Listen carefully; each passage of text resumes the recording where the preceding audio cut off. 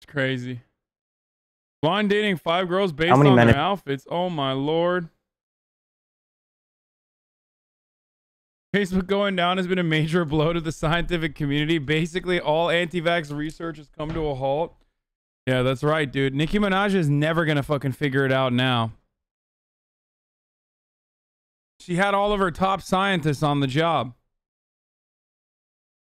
Oh yeah, there's a Jubilee with a guy wearing my merchandise. One of you guys went on Jubilee.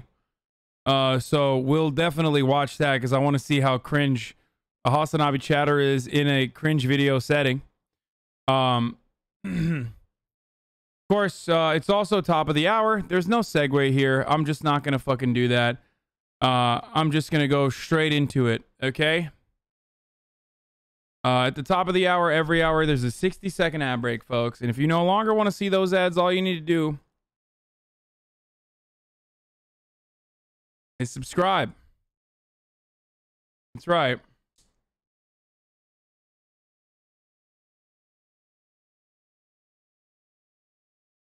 Way to promote fake news about Insta, Lamau, hashtag React Andy. Wait, what?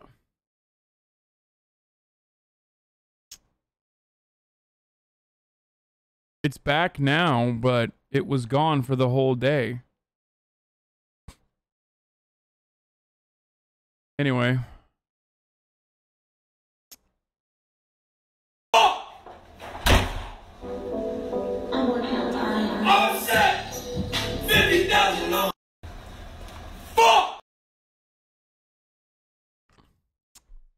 God damn it, I should have done that when I was like fucking blowing that fucking TV's back out. That would have been a fucking viral vid right there, dude. I can't steal it anymore. It's too late. I already posted. Anyway, it's top of the hour. If you no longer want to see the ads, all you need to do is subscribe. You can do it for $5 or you can do it for free. We're going to look at Kyrsten Sinema getting yelled at by random people. Twitch Prime is free if you want to, you know, free method of ad avoidance. Or AdBlock and VPN. Those are also free methods of ad avoidance. Here's the 1-minute ad break now.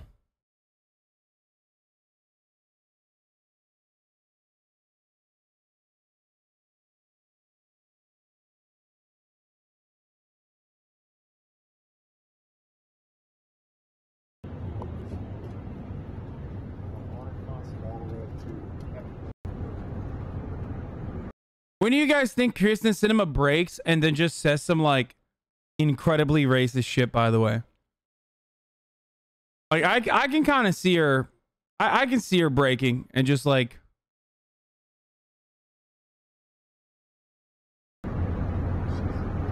Senator, hello, how are you?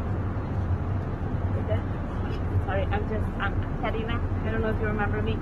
I just want to know if you can commit as my senator, if you can commit to passing a reconciliation that could provide a pathway to citizenship for immigrants.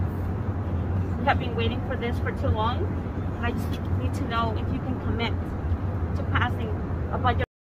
Nuke all the people that are saying Hasso, please. Reconciliation that would include immigration and citizenship for people to be protected, like me and many others. Can you commit to that, Senator?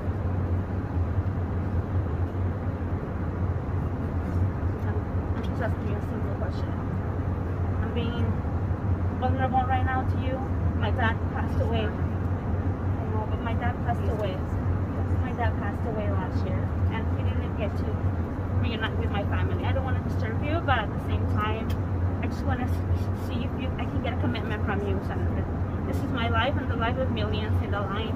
I just need to hear from you. Can we get a commitment from you to get a pathway to citizenship through the Bucket reconciliation to protect me and millions like me? Can I get a commitment from you?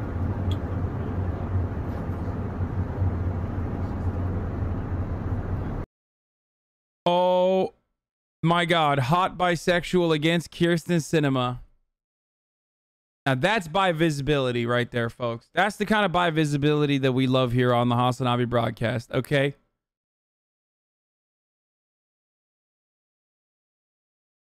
The mod response rate to HasanAbi is incredible. Like it was probably Fizz was probably waiting to fucking pull the trigger. He was probably writing out the nuke code. They're literally what do you call it? My mods are fucking more woke than I am, dude. They fucking hate that shit. It was me. I had it typed out. Yeah. Oh, my bad. It's C-Mac. Yeah.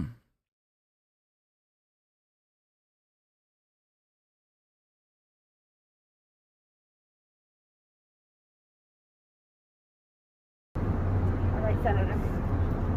See that you don't want to respond. Thanks for your time. Are you videoing?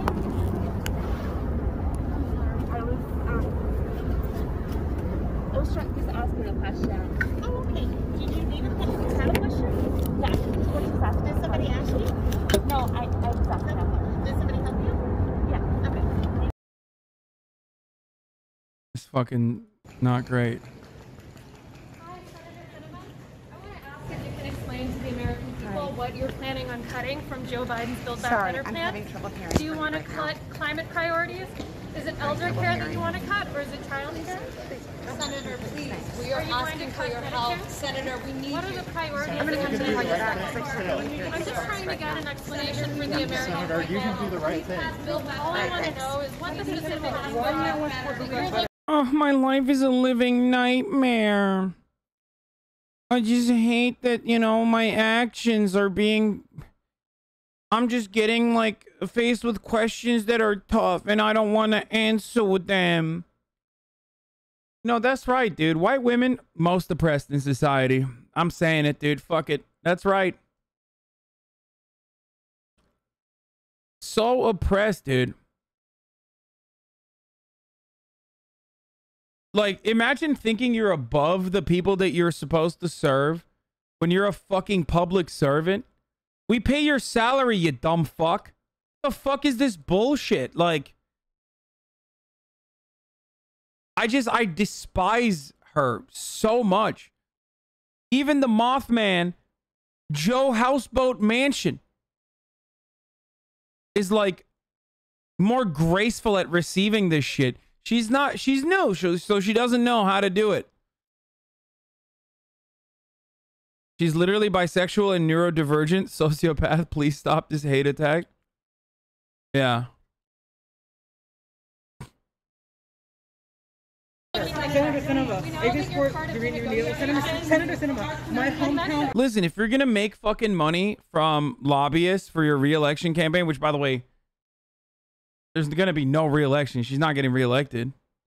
So I don't even know what the fuck she's gonna do with those coffers. But like, if you ultimately want to get a fucking cushy job in the lobbying sector, you know, you go to K Street, which, by the way, what fucking dumb idiot would ever hire you to do that? Because you're gonna have no fucking connections afterwards.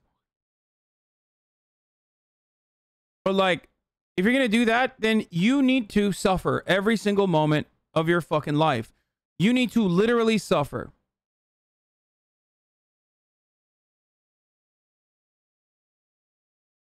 You need to suffer.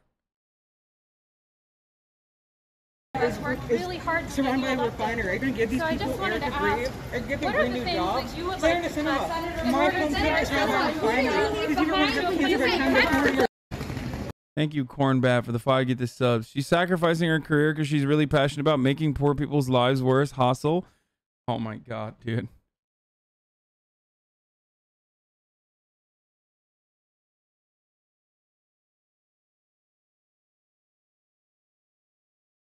I hate her. She's such a fucking scumbag. And I feel so powerless. So the only thing I could do is say that she's like, she dresses ugly. You know what I mean? Like, I'm a fucking kid. Like, there's literally nothing we can do other than just like make her day a little bit worse. You know what I mean? And it fucking sucks. And I just sit here and I watch these videos and I fucking, you know, we blow off a little steam here about how fucking disgusting of a awful, indecent worm she is.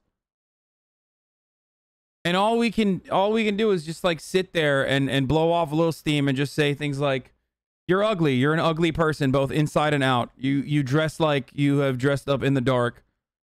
You've never worn an outfit that has ever looked good. It's literally a curse.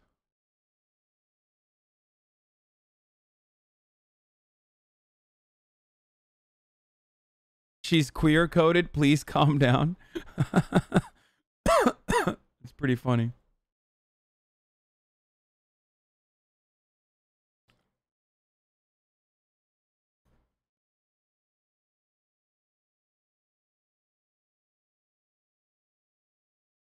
Ratio Mark Kelly for defending. Senator Sinema works hard on behalf of Arizonans every day, and this is not the way to handle disagreements. These actions were completely inappropriate.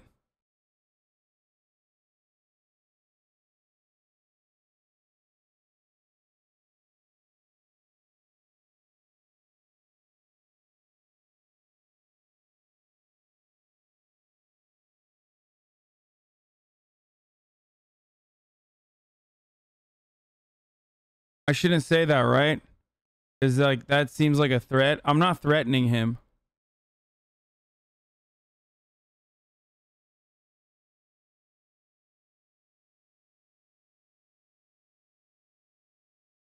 I shouldn't be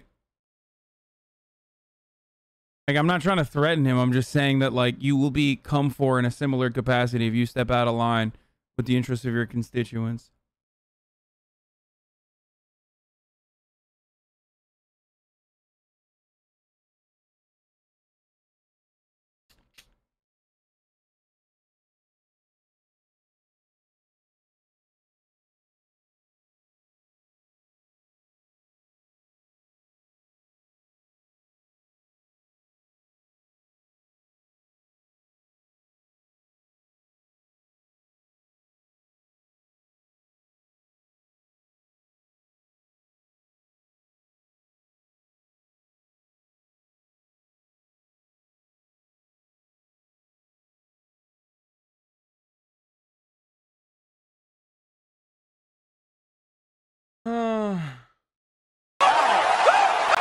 Shut up, bitch! Oh my God! All right, let's see if this broken ratio holds, dude. Like, fuck Mark Kelly, dude. Fucking bitch ass.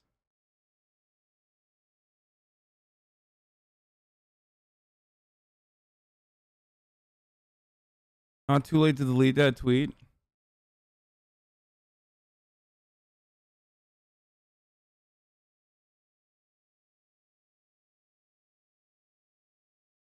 What? Just finished stealing money from cities and towns? Now moving on to stealing from the kids? What the fuck? What does that even mean?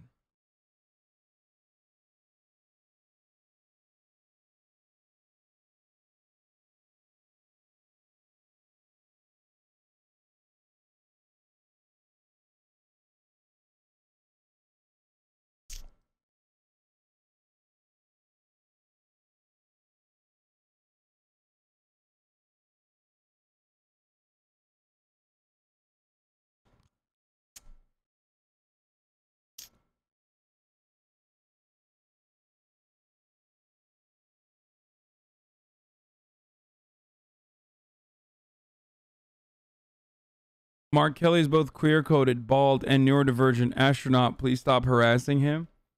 You should have just said he's disabled, bald, and queer-coded 5'6". I don't know.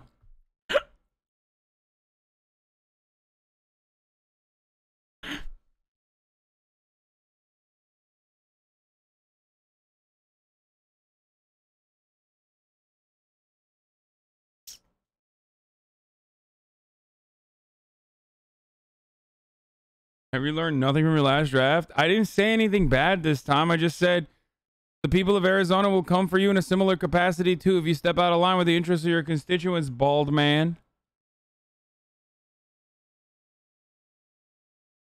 China has said it will ban video games that promote effeminate males and gay relationships. According to the leaked memo, Beijing no longer sees gaming as entertainment, but as a form of art that must serve the party by promoting correct values.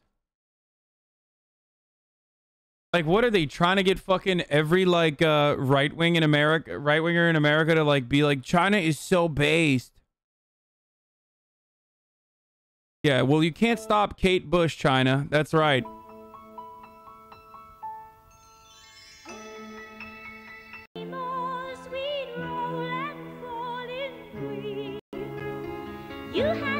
Oh, you guys thought? Like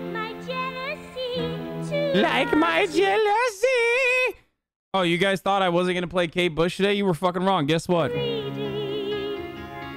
could you leave me when I needed to possess you?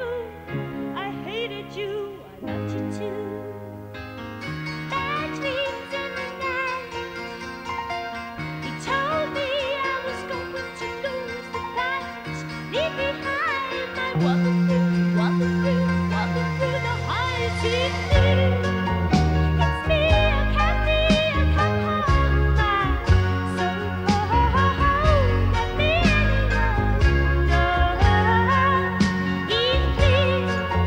It's me, I can't be, I come home, my so cold. Let me alone.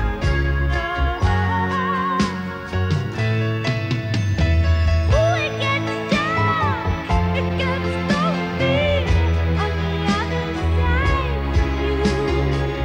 I find the lost, forced to without you.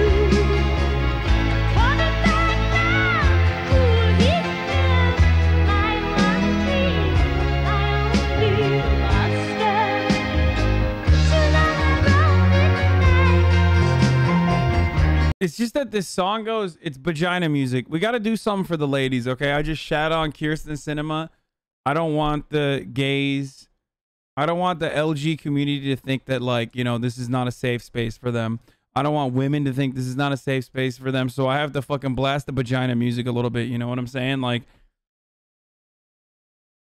not a single person who's ever unironically fucking played Kate Bush and enjoyed it has ever been homophobic or misogynistic. So Coming back to his side to goodbye.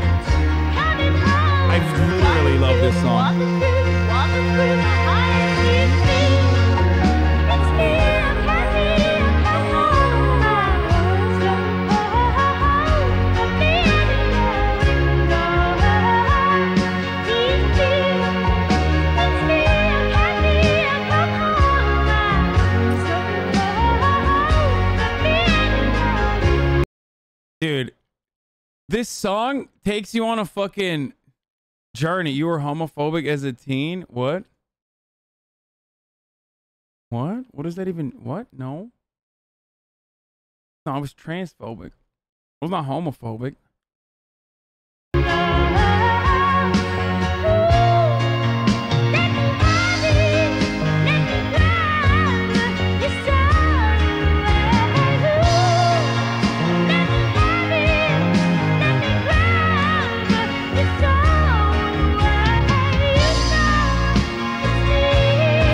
I was homophobic as a teen and I'm gay now.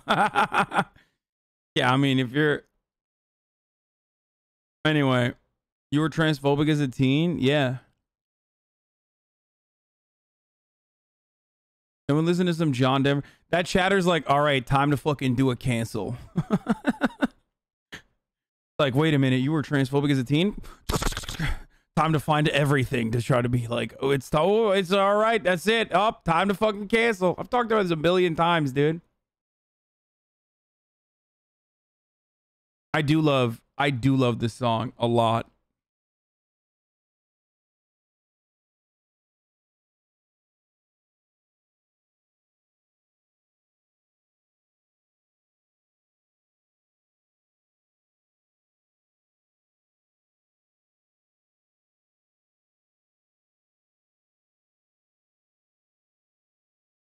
I am sorry that song is trash. Don't worry. That's what you originally think. when you listen to it, because you're like, this is not how normal songs work, right? Because it's like there's like 8 different songs trapped in the same song, but it's the same beat. And then you listen to it a second time and you're like, oh my fucking god, dude, this song is so good. I know, I didn't understand it at first either. I'm sorry to say Kate Bush supports the Conservative Party. Who cares, bro? Separate the art from the artist.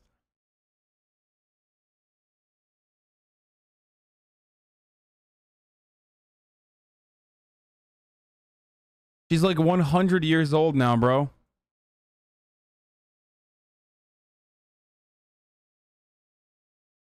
It's me, I'm Kelly. Come home, go home.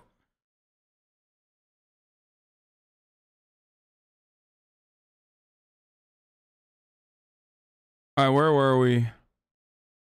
Oh, we did a palate cleanser after Kyrsten Sinema so that people don't think that I am, y'all know the vibes. Hot bisexuals against Kyrsten Sinema, Thursday, 7 p.m. Eastern, 4 p.m. Hot bisexuals against Kyrsten Sinema unite.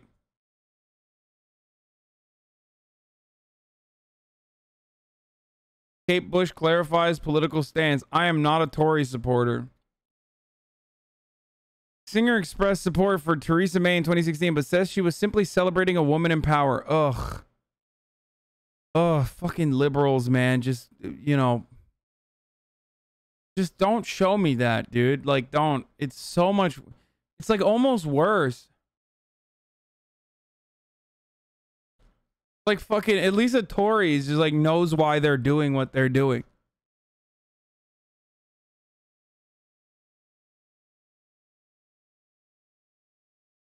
Bussy man is back.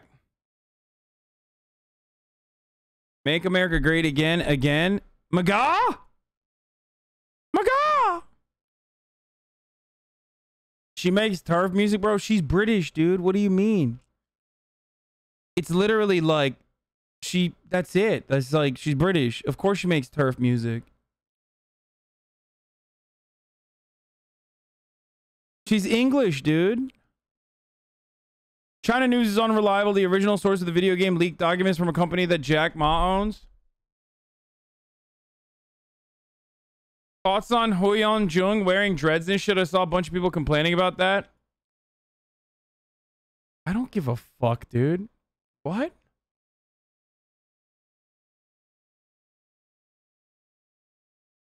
Bro, you think I give a fuck, dude? Where's the photo? I want to see how hot she looks with dreads. Probably looks smoking hot, dude. Yep, that's right, dude. If you look hot, I don't care, okay? Yeah, I said it.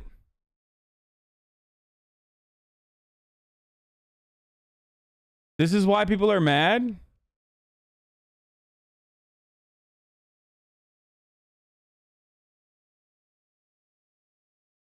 It's me, I'm Kathy. She's pulling it off, dude. That's right. Sorry. You know, if she didn't pull it off, maybe that'd be a little different, but she's pulling it off. Those aren't even dreads. I don't know. That's what came up. Literally, nobody cares about white people. Yeah, like pointless Hasan. It's how K-pop stands operate. Do you know how many times EXO was canceled for having braids? She's still hot. Be more upset. You will never. I will never be upset at that. I don't give a shit. I literally don't care.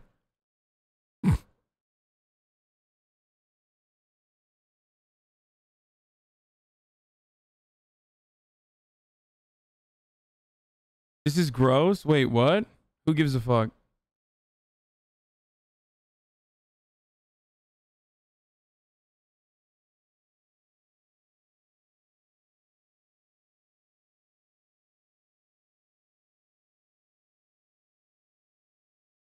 Not even hot with that hair. What does that take? What are you smoking? You're wrong.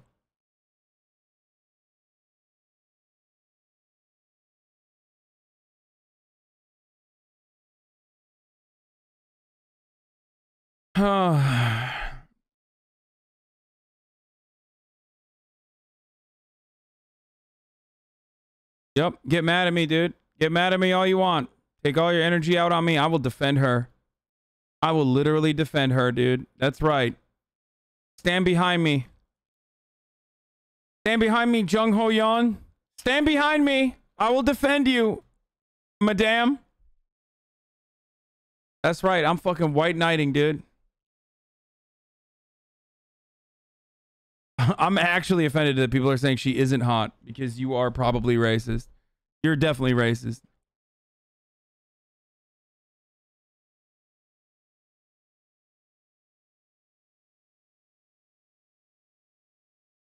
So racist that you're like denying the truth. Have you seen Alice in Borderland? I have.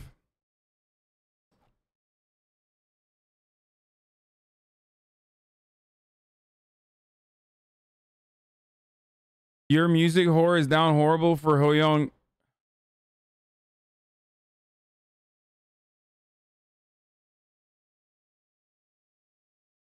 I literally, dude, I love her, dude.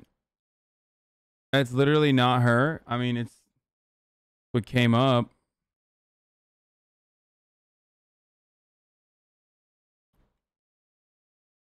I think it is though.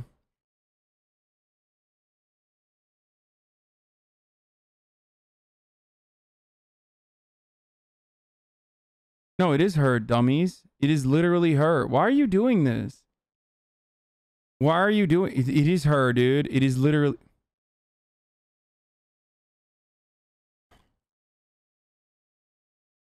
Oh my god. I fucking hate when chat does this shit.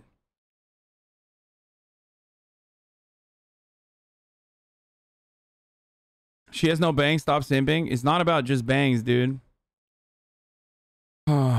This is what happens when I fucking don't stream for a little bit. Normally, I would quit at this point. I would just like literally quit the stream at this point because I'm so fucking mad that chat is unironically gaslighting.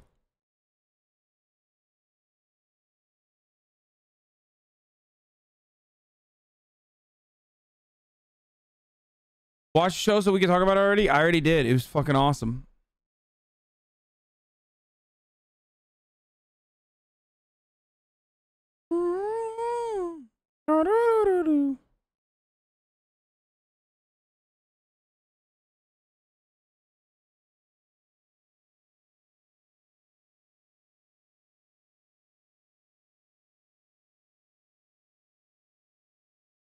I'm not like, guys, I'm not like fucking 100% on the bang train anymore, okay? I'm sick and tired of you motherfuckers saying like, yeah, ratio achieved.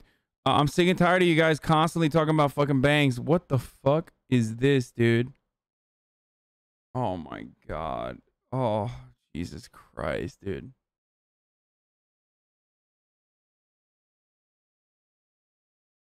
She's your basic model tier. I love when people say stupid shit like this. When they say stuff like, when they say like, she's just a basic model, bro. Yeah, okay.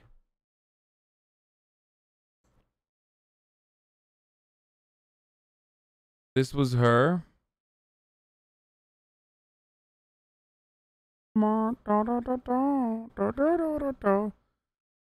the way, models don't even have a fucking say in what happens to their hair on like lookbooks and shit like this, or when they're on the runway like this. It's like, get mad at fucking Marc Jacobs if you want to get mad at someone. And also, it doesn't even matter. Like, it literally doesn't matter. Who cares? Shut the fuck up. Okay, there you go. I said it. Like, I don't care. I'm sorry. I don't care. Not only because she's hot, but also because I don't care. I can't get myself to care about this.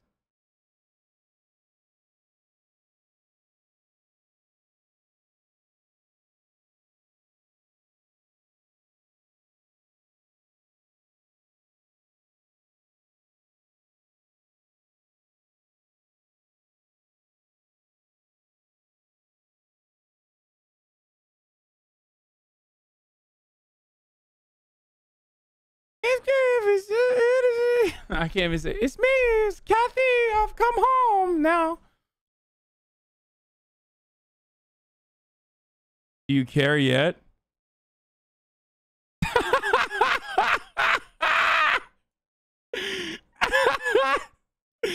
Oh no!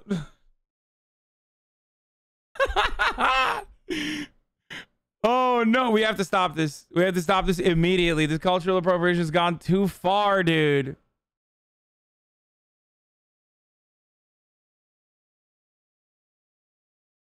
Damn it, I was so wrong. I was so fucking wrong, dude.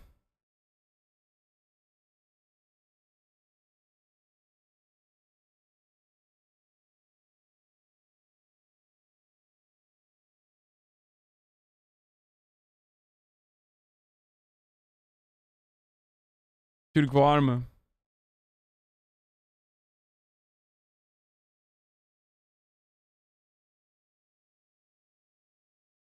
She got her start in Korea's Next Top Model after some initial modeling work. And in 2016, she made her international runway debut after dyeing her hair red. I'm going to say this right now. Every dude in here, and if she's bi, I don't know. Every lady in here is my enemy. If I see you as a threat, I don't like you, I will fight you to win her honor. Okay? I see you as a threat. You need to back off. We will square up.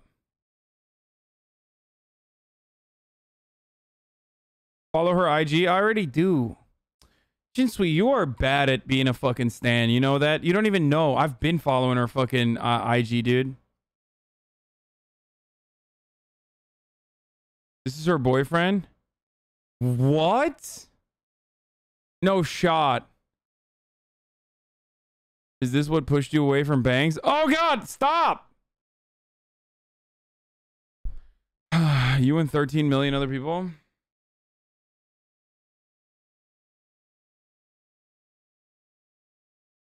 She's good at impersonating black people?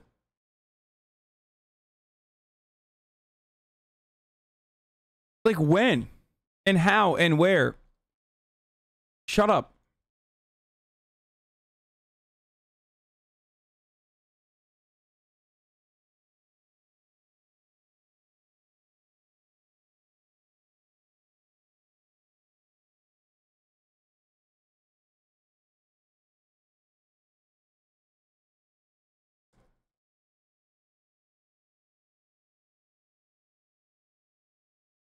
He's cute and a model. You wouldn't get it. What does he model? Fucking like insurance? Modeling and insurance commercials? Like what's going on?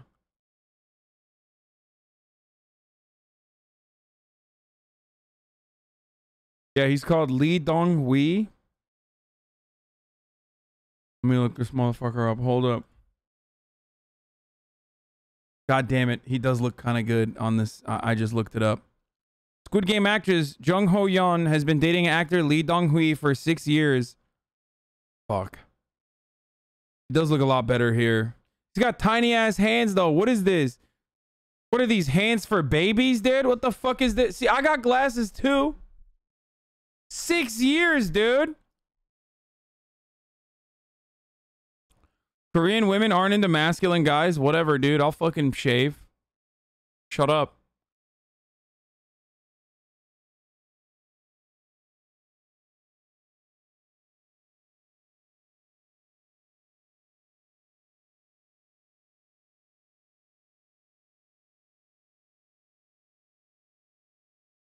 Come on, bro. He's got baby hands.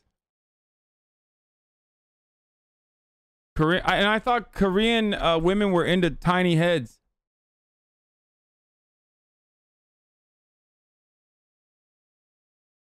Six years, we ain't got shit on this. Yeah, it's over, boys. Pack it up. We're going home.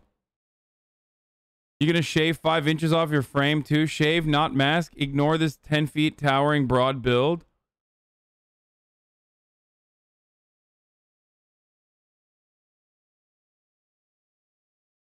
Bro, this is just Korean me, okay? I don't know what you guys are talking about. We are the same, okay? Me and Lee Dong-hui, we could be fucking twins, actually.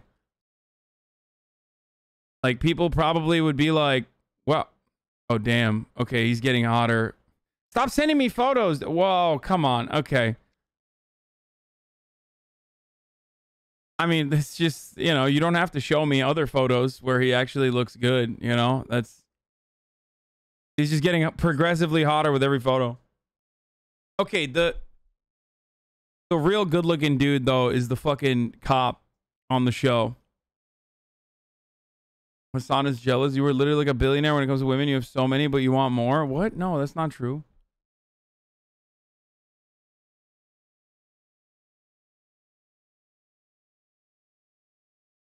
In some photos, he's just Korean Adam Friedman.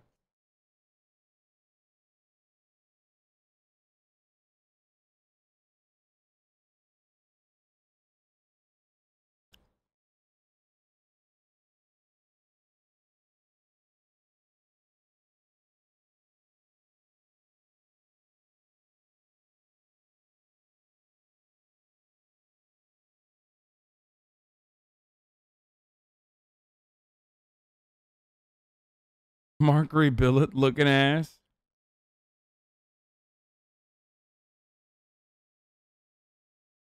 Yeah, dude. Tattoos are taboo in Korean culture. If you have one, they basically think you're a gang member. Good thing I don't have any tattoos, so. You really think shaving would help you out? Yes. Who want me? 100% nah. That's fucked up.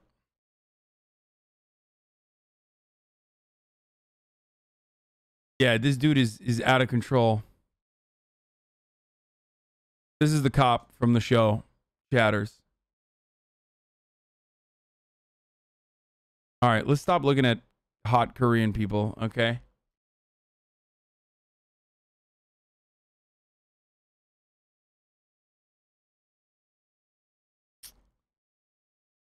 Wait, that wasn't... Wait. Oh, that was a slap guy, actually, I think. Slap guy was hot, too. Oh my god, it's literally raining. Oh my god. Chat, it's fucking raining right now in Los Angeles. I just heard thunder. Oh my god, that's sick.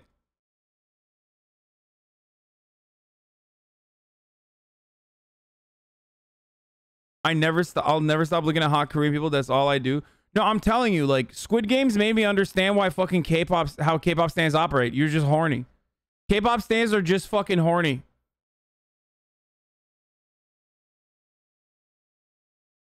Like, that's literally it. This entire time I thought, like, oh, there's got to be something else. Like, there's something else going on. Like, no, that's just, you're fucking horny, dude. Straight the fuck up. And now I'm horny too. So yeah, that makes both of us. Like, I'm halfway there to being a fucking K-pop stan now. Because of how hot the Squid Game characters are. Oh, slap guy? Yeah, no, he's hot as fuck too.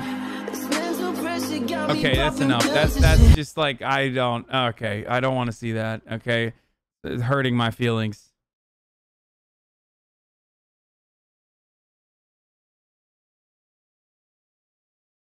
We're done. We're done. That's too much. That's too much. He's got too many muscles. Nobody likes that, actually. Women hate that. Women love guys that are just kind of fat. That's what I've heard. That's what people were saying to me. I was in a Korean barbecue spot in Atlanta and they played nonstop K-pop. Holy shit, the horniness energy coming out of these videos was wild. Me and the homies were like, the fuck is going on over here?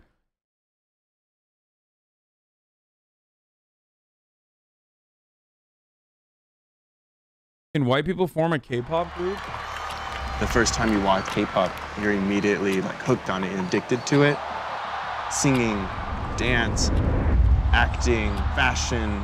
Immediately thought, I have to do this. I have to be a part of this K-pop. If you guys wouldn't mind introducing yourself. Let's do our properties. 하나, 둘, 셋. 안녕하세요. EXP Edition입니다. Isn't this just like white monkey shit?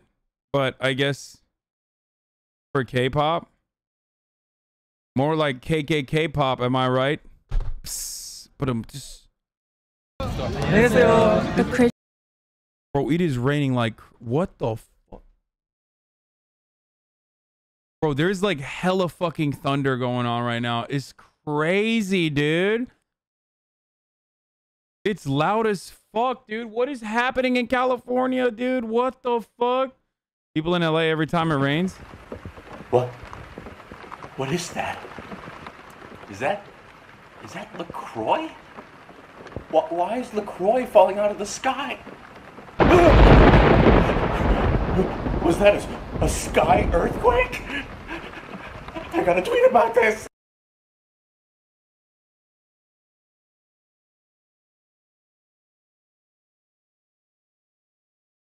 criticism that EXP Edition got was about ownership of K-pop. They can't because they're white. They can't because they're Americans. He says, I don't want I gotta pee, I'll be white back. people in my K-pop. Isn't K-pop Korean? White dudes trying to break into Korean pop music is fucking bullshit. And you were telling me earlier you guys got death threats in the beginning? Yeah. If people are reacting this strongly, then maybe this is something more than what I thought it was and where it could go. When you look at K-pop, there's nothing that's traditionally Korean in it. To certain people, when they see us, we understand that that is still surprising. I understand every single person that had criticism. I'm sorry. We live here in Korea, we speak Korean, working with the same producers, same teams who create other K-pop groups. You're kind of thinking like, how could it not be considered K-pop?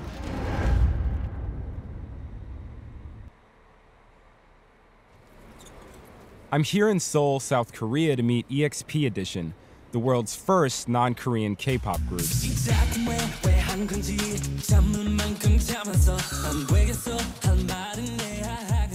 It's made up of 4 members: Shime, who's Croatian-American, Hunter, who's from New York, Frankie, who's from Rhode Island, and Koki, who's half Japanese, half German, raised in Texas. So with their first album in the tank and their lives fully relocated to Seoul, I'm here to find out if a group of foreigners can actually make it in the K-pop industry. What's up, dude? Welcome. How's it going? Good, good. How are you? Come on in. You gotta take your shoes off when you Right. enter. This is like the place you guys have been in since This you got is here. it. Welcome. This is the castle. The It's castle, nice. yeah. Yeah. Only place we lived since we've been here, yeah. Wow. Technically, they have a bigger room, Shime and Koki, so we did rock, paper, scissors, shoot to see Oh, right. who would You get the didn't bigger just, like- room. Yeah, at a restaurant, right? Yeah, and we like our rooms. So. Yeah. Growing up, I did a lot of musical theater. In elementary school, middle school, high school, I always loved to sing. I was born and raised in Croatia, but I decided... White dudes in K-pop is just pop? Yeah, I was just thinking like, you know what pop is missing? White guy boy bands. We got to do more of that. to just go to the States for 1 year as a foreign exchange student. That's where I saw musical theater for the very first time. I fell in love with it, and so I decided to stay.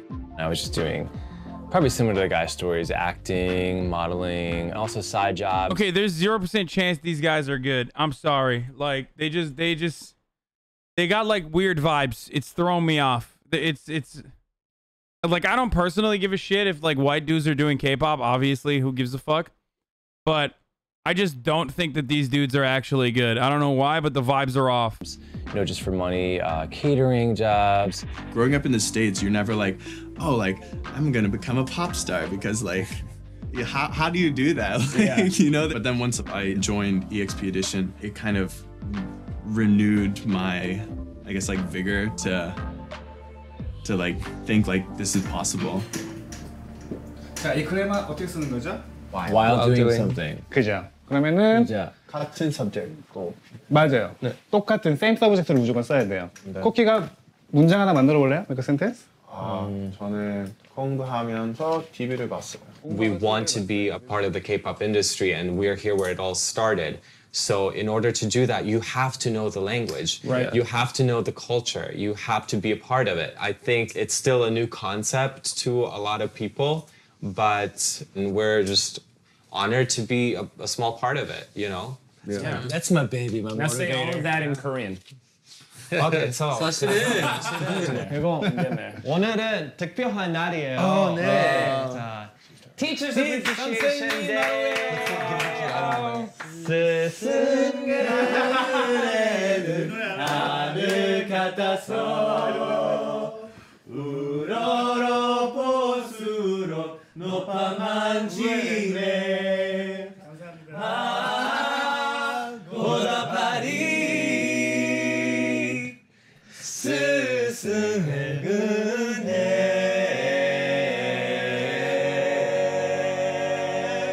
감사합니다. The group was started in 2015 by Bora Kim, a Korean woman who wanted to study what makes K-pop K-pop as a part of an art project at Columbia University. One of the members of Blackpink is Thai, and she faces so much xenophobia because of it in Korea. I don't know why these white men thought this was a good idea. I mean, I think they just thought they could just colonize the scene, you know what I'm saying? Like,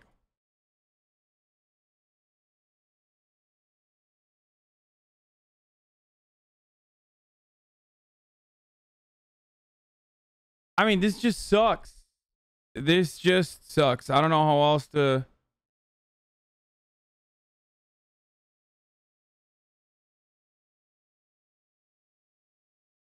Dude, it smells so good.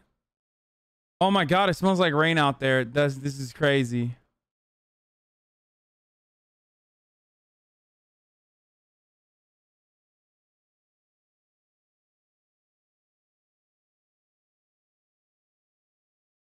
What is this?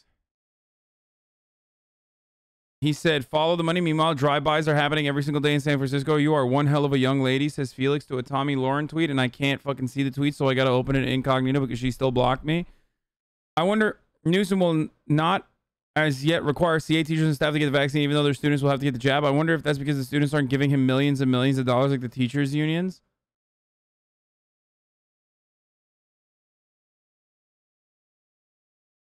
Growing up white, you don't really have to worry about facing xenophobia at all.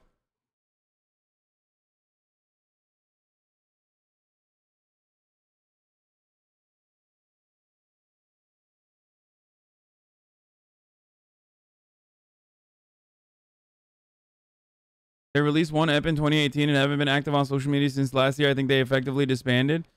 I mean, not surprising. They look like dog She called the group shit. EXP Edition, EXP being for experiment, filled it with non-Koreans, and raised $30,000 on Kickstarter. Obviously, I had no experience in running an entertainment company, so I was reading a lot of academic. I don't get it. She's not even whipping them, dude. They're never going to make it in this industry. No work ethic on the manager's side either. You know? Text about it, and then it really made me think what K-pop can be to other people. We're hoping to continue moving forward and stay focused on our main goal, to create and share great K-pop. We prepared an ad, and surprisingly, so many people applied. And right about that time, we got a lot of media attention. So when you guys first debuted, how were you like received? Just like an explosion of attention, basically. Definitely very mixed reactions that we got. Anywhere from people being fascinated by the idea to just like outright hating it. I mean, you were telling me earlier you guys got death threats in the beginning? Okay, you want to know why this didn't succeed? Are you ready for this? Are you ready for this? It's not because they're white, dude. It's because they're not hot enough. That's it. K-pop, what did we establish already? K-pop, literally about being hot, okay? And then you can dance well, and then you can sing well. But like, number one, you have to be fucking hot. And like, so hot in an androgynous way that like, everyone looks at you and goes, wow, you're pretty. Like, that's wild. I don't even know what's going on. You're just fucking hot. You transcend gender. And you just are hot. You're just something, you're like a being, okay, that has moved beyond the crippling chains of gender. And that's how it works. These motherfuckers aren't even hot as like just, you know, dudes. Okay?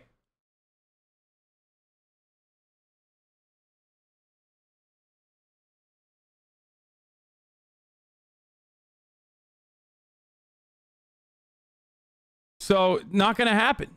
If they were hot, maybe we could start talking.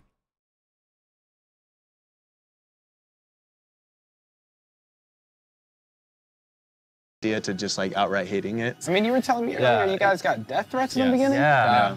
I remember my sister texted me like, what are these jokes, these comments on your Instagram? I'm like, yeah, just don't pay attention to it. I guess thinking back at it, it like makes me like question myself. Was I just being ignorant by just thinking that we weren't gonna? Like that dude, this dude is not even like a Ohio 6, you know what I'm saying?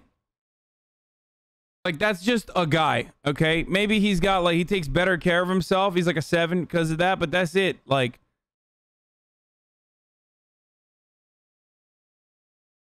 I see that dude walking down the street. I'm like, all right, that's a guy. Get hate. I remember initially thinking like, wow, if people are reacting this strongly, then maybe this is something more than what I thought it was and where it could go. Because in Korea, K-pop is no joke. It's a $5 billion industry. There are over 100 groups signed to major labels and dozens of idol training schools. But idol training is notoriously tough, and kids practice 12 hours a day for upwards of 10 years, hoping to become K-pop's next big star. EXP. Bro, that's nuts, dude. What? They're making kids train 12 hours a day to become idols?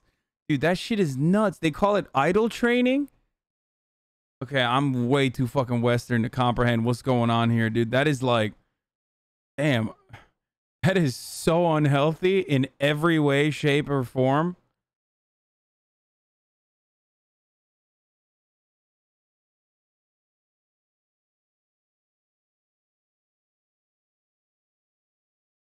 Edition has faced criticism for seemingly bypassing that system, and I wanted to know how that might affect their success.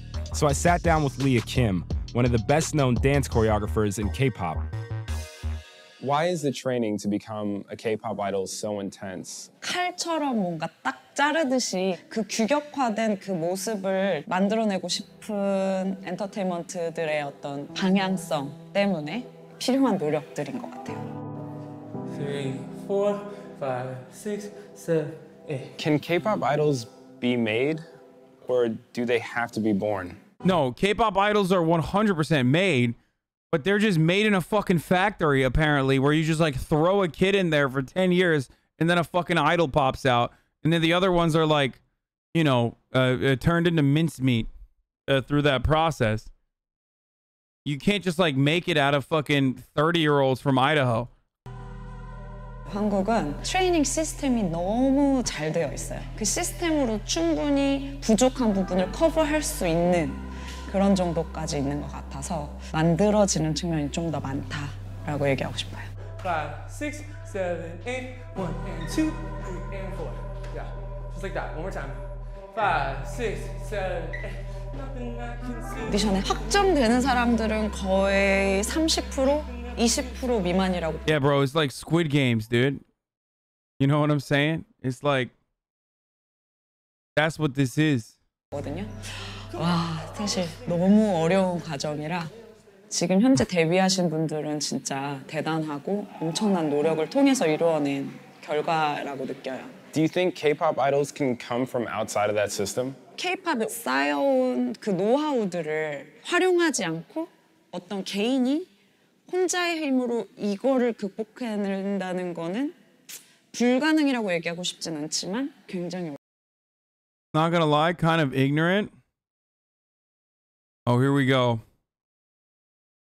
Let's hear it. Let's hear it, dude. When my community has like conflicting values because they love K-pop a lot. Let's hear it. Go ahead. Because of the training system, fans of K-pop expect their idols to be perfect. 하나, 둘, 셋. 안녕하세요. Hello YouTube, this is TKTV. Danny David. We are with EXP Edition. Danny and David Kim are popular Korean YouTubers whose K-pop reaction videos have been viewed over 37 million times. They first reviewed EXP Edition 2 years ago about their music video Feel Like This. Bro, this is so bad. Oh my god. Oh, dude. Oh, Jesus fucking Christ. That's bad, dude.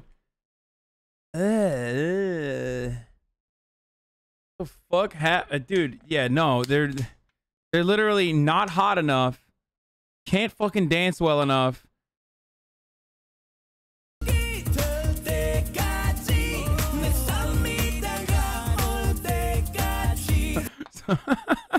The difference between this idol school and child labor is that the child workers get paid. Oh no, dude. I'm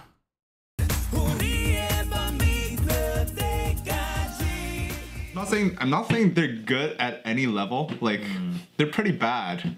I'll agree with that. They're pretty bad. When you guys were first exposed to EXP Edition, what was your reaction to foreigners getting in? They put so much effort into it and they still can't break the US market. BTS's all English song couldn't stay #1 for more than a few weeks. Wait, isn't BTS like super popular in the English market though? In the American market? No, is it not? Here's a good video on the K-pop industry, the late capitalism of K-pop.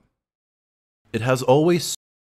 Okay, we'll look at that in a second, but... Involved in K-pop. I think it's like, you know, when Vanilla Ice first came out, you know?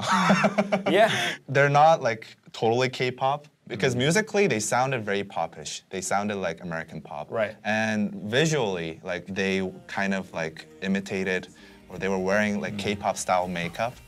And it was very weird for me. And also... they pay for the training? Dude, the Janissary program is better than this, dude. What the fuck?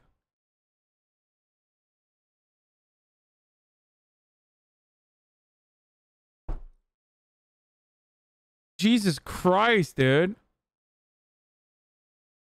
Are you serious? They pay? Their pronunciation. This is very important for like Korean people. That's just Hollywood child actors? I mean, don't get me fucking started on that shit, too.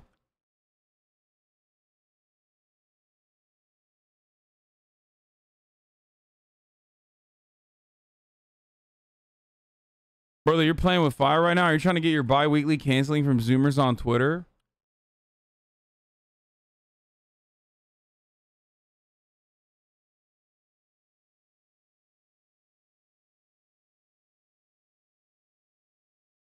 It's crazy the training. Oh my god. It is thundering like a motherfucker right now. It's kind of cool. It's crazy the training is still so rigorous when you consider the fact that K-pop stans are so fervent and diehard that they'll accept idols unconditionally. And considering how the older groups usually are less disciplined, the choreo synchronization, it all seems kind of over the top to train them. But what about Jay Park? What does he do?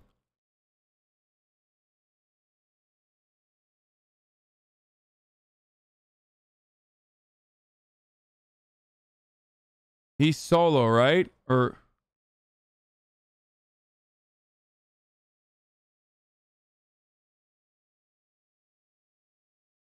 he has his own label. He owns a music label. Oh no, no, no, no, not Jay Park. Wait, what? That's K hip hop. He used to be an idol. There's a K-pop group making show where the youngest was 12. Wait, so he used to be an idol?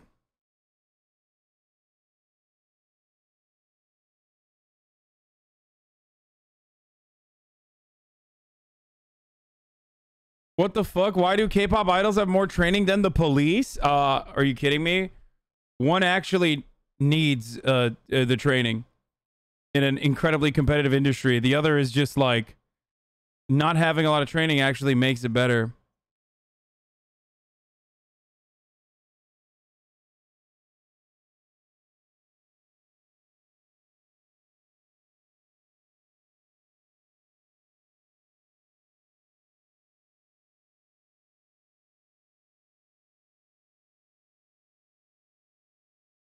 Motherfuckers are like, Jay Park? Do you mean J-A-E or J-A-Y? How are you gonna know? Like, which was... I was talking about Iaj.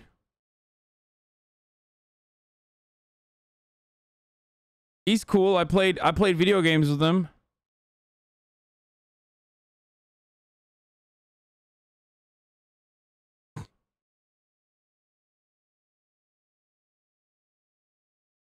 He's in Day 6, which is a rock band.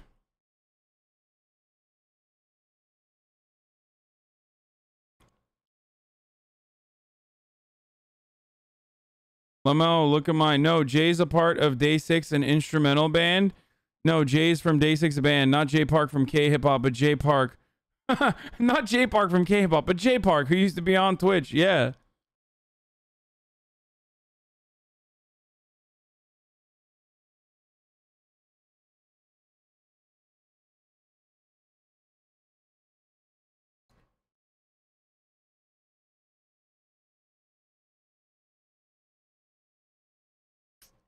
Day 6 is actually class.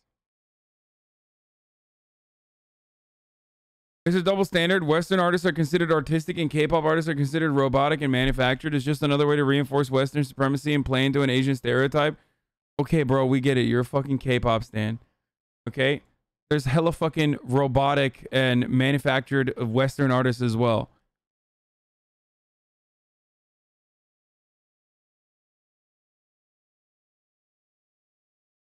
Please, Sonny, move on from this K-pop stuff. I don't have time for you to be Stunlock because I'm in a real work doing real life things.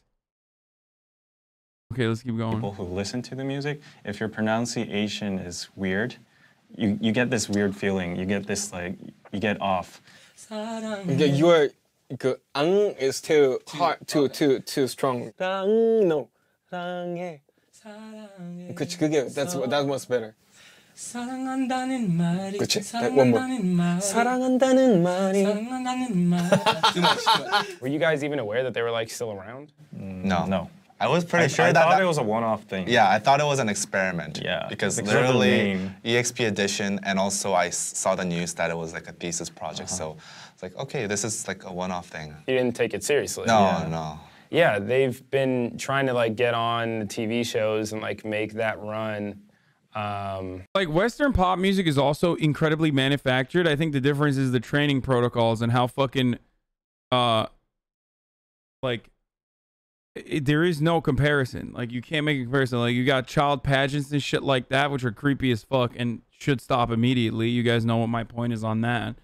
But like there is no Western equivalent to like you fucking put like a bunch of kids at an early age into like idol training in America, and then only some of them make it out, and you know, you have to pay back that training through your contracts.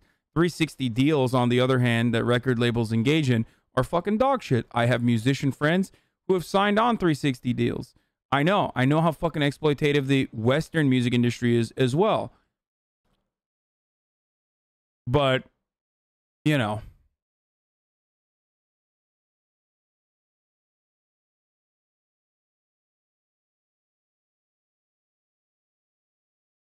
There are still plenty of people that are like breakout stars. Like Michael Jackson is a great example of like someone who is similar to the training that a K-pop star gets. Yeah, that's a great fucking comparison. But there aren't like 1,000 Michael Jacksons.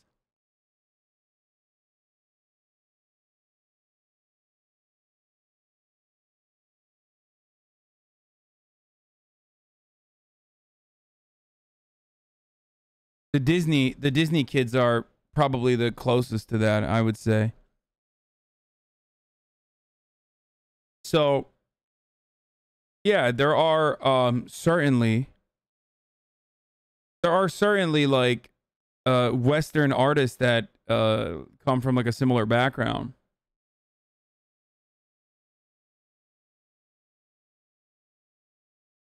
The difference is that punk in the underground is the wave in the West and is seen as the ideal. Industry plants are universally looked down upon in the West. I mean, not necessarily, but industry plant is unironically a fucking like pejorative. You know what I mean? Kind of like the top of the hour ad break is seen as a pejorative, but like fear not, you can actually avoid those ads. You know what I'm saying? Like you can avoid those ads by subscribing and avoid the pejorative in general by subscribing. For $5 or for free with a Twitch Prime if you have a Twitch Prime. Cash App, 69 gifted subs. Nice. You can also, if you don't want to subscribe, you can use an ad block or a VPN. But Twitch Prime is free as long as you have an Amazon Prime account. Here's the 1 minute ad break now. But yeah, it's funny, you know, your guys' business is K-pop. You weren't even aware they were like still around.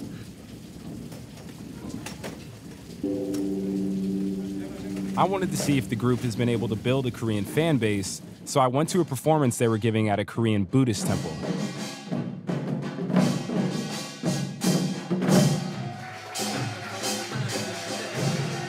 The problem is that both industries have a ton of similarities. No, the problem is one industry doesn't have the same fucking, doesn't have such a rigorous and streamlined process of child labor. That's the difference. What the fuck are you talking about? That's the difference, dude. How are you failing to see that? You're literally engaging in mental gymnastics to not recognize it. Why are there so many K-pop stands in this chat? Are you kidding me? There's so many fucking K-pop stands are like hyper leftist. That's why there's so many K-pop stands in this chat. Just like it's like asking why are there so many Minecraft stands in this chat?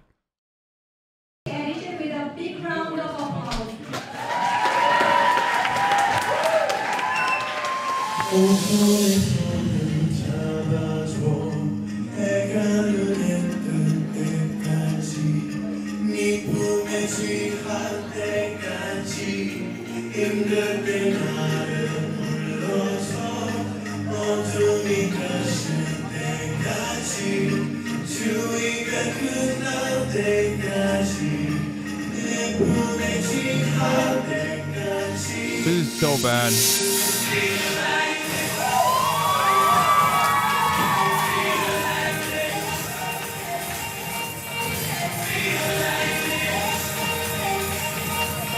Dude, this is literally like, this is more White Monkey than K-pop. Like, that's literally what this is. They're just like laughing at them. You know what I mean? They're not, I mean, it's like old people watching too.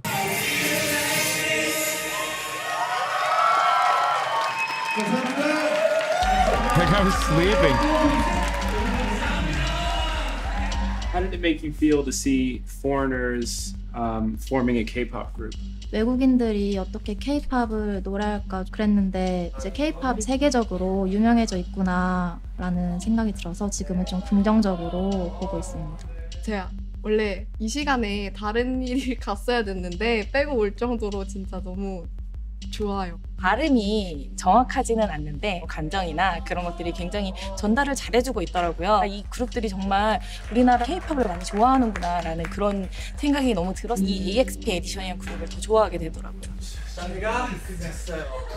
해봅시다. Seeing the guys today with the fans step out of all of their Western selves and step into this very Korean self that they've had to manufacture to appeal to a brand new audience. It does sort of flirt with the line of cultural appropriation and then just straight up respect. And to be honest, I really wasn't expecting the Korean fans to be so positive towards them. The way that you guys have physically transformed yourself, or the way that you guys have learned aesthetic that goes along with K-pop, does that offend you at all? Wait, what is that? I've seen people do this. What is that? Like, are they snapping? What does that mean? Is that a heart? It's a finger heart? Why don't they just do this? I thought this was a finger heart. This is how you do a finger heart?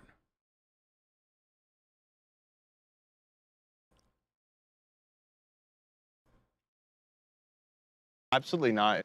When people look at us and say, like, we're culturally appropriating in a way, it does confuse me once people realize that we do love and respect Korean culture and K-pop as an industry, that it's nothing like cultural appropriation. Interestingly enough, most of the sort of like that type of criticism comes from non-Korean K-pop fandom. Mostly English speaking, actually. I'm gonna Google K-pop definition, see what the world says. Oh, because my thing is like, isn't K-pop Korean? It hurts to watch, right? Yeah. This is much closer to Europop but like, than I think. closer to like Europop trash, do you know what I mean? Yeah, I don't like this. Yeah, Yeah, well, they're a gimmick group. I don't think it feels argue to not be a gimmick group. This kind of experiment, it's mocking the K-pop culture, and I find that part disrespectful. White dudes trying to break into Korean pop music to appeal to a Korean audience as a social experiment is fucking bullshit. The criticism that EXP Edition got was about ownership of K-pop. So can EXP... Motherfucker, even the Koreans don't own the K-pop though. It's the fucking K-pop industry that owns it. Like, I feel like half the time, even the fucking artists themselves don't own their own product.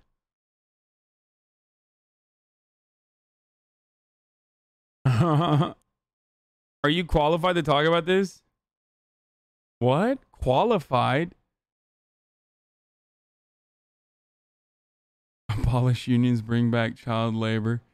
Yeah, dude, I need to be qualified to talk about this, dude. Shut the fuck up. We're talking about K-pop, dude. EXP Edition call themselves K-pop. They can't because they're not Korean. They can't because they're white. But in Korea, we don't have the hate reaction. Korea has a totally different relationship toward cultural appropriation within K-pop. When you actually look at K-pop, there's nothing that... Not gonna lie, this is worse than your 9/11 take, Hasan. K-pop sucks. Also, Hasan, Drake is sick, yo. Okay, dude. Like, fucking 26-month subscriber. Literally fucking lying. Like, just actually just... You went from, like, being a supportive community member for 29 months to, like, gaslighting and lying in the chat in a matter of seconds. Like, all it took was for me to just fucking say, like, one thing. Now we know, dude. Now we know. The one... that's traditionally Korean in it. For about 40 years, Korea was under Japanese occupation. Their culture was wiped out and they were cut off to the world. With K-pop, Korea's been able to take elements of Western culture, make it their own, and are happy to share that with the world. But foreign K-pop fans, mainly American, feel this need to protect K-pop even though it's not really theirs to protect. I don't want white people in my fucking K-pop. Stay in America. How do you interact with these types of reaction videos? This specific reaction video we thought was really interesting. There's These guys literally look like... Wait, those are K-pop stans? Bro, what... I feel like they look like the type of dudes that would be saying, we don't want no black people around these parts.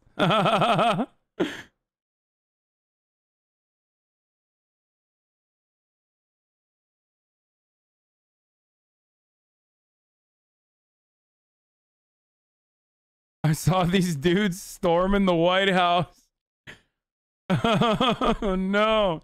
There's definitely a sense of ownership K-pop fans have over K-pop, and it's so interesting because they themselves act as if they're an ambassador of K-pop.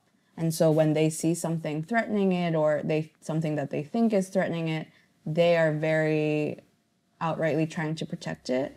But it's exoticizing and demeaning and it's Orientalist, you know? Yeah. This talk around race and... Bro, when I imagine someone fucking like portraying themselves on the internet as like, you know, like a Korean K-pop idol, like I don't picture Tim the Tap Man behind that avatar, you know what I mean? I picture like a fucking 14-year-old girl. It's kind of wild. Political correctness, you really have to look at the situation, and a lot of people that know about us know the very surface of it and make that like very quick judgment. Had it ever registered that you had taken members of the majority in America and you had made them... Fun fact, current editor-in-chief of Marvel Comics. Yes, Marvel Comics pretended to be Japanese for literally years. Wait, what? They were a fucking weeb like that? Minorities in Korea? Yeah, that was the point of this project. I wanted to hear from some of these more outspoken foreign K-pop fans, so I invited a couple of them to talk about the root of their feelings towards EXP Edition. What was your collective first impression of EXP Edition? Not killer. That was very nice. I thought they were trolling everybody was taking them seriously, but I was like, these guys are funny. You thought it was a mockery? Yeah. K-pop is like a set of conventions. That's why we like go to K-pop for that. So when they're doing this thing, it's like, that's not what we expected. I mean, the philosophy of life is you have to be better or you have to be different. And so they tried to hit up that we're very different. They're like, look how white we are. Ta-da, right? And everyone's like, okay, but your skills aren't where they need to be. Your production isn't where it needs to be. Your songs aren't where they need to be. So what are you doing? At first, because it was like his college creation, that they were being satirical. And then they're like, oh, people actually want to see this. It's funny though, because like when I first came in contact with the group, it seemed like a cash grab to me. But from what I've seen so far, I think they are really trying to make it as a K-pop group. I think that anybody can break into the market. I don't want to see it. I have no interest in watching it. Yeah, I mean... Okay, then don't watch it. Problem solved.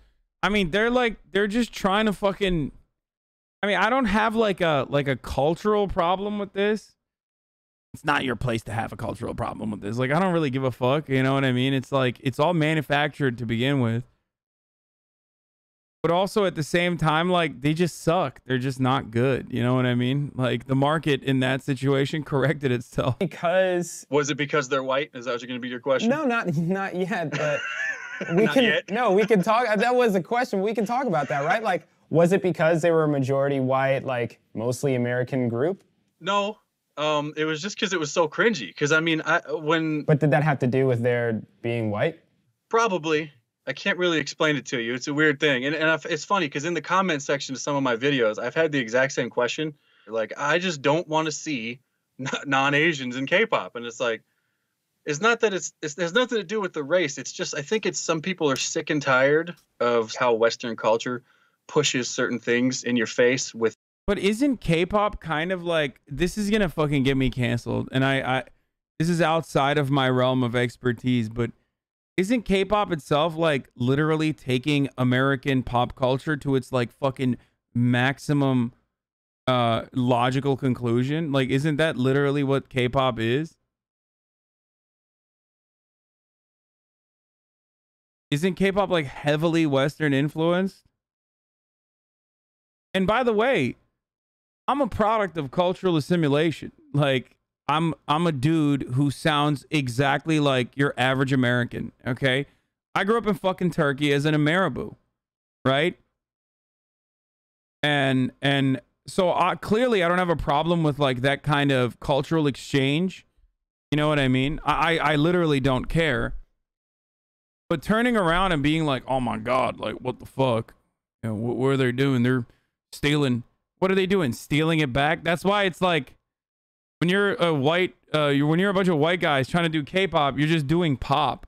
You're literally just doing like in sync. You know what I mean? And they're not even doing a good job with that. They're just doing a bad job.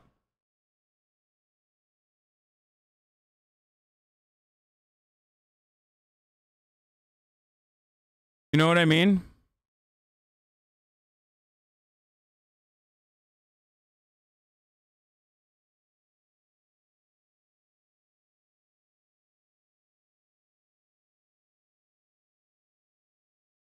With music. So I think there's almost sort of like a natural protective instinct.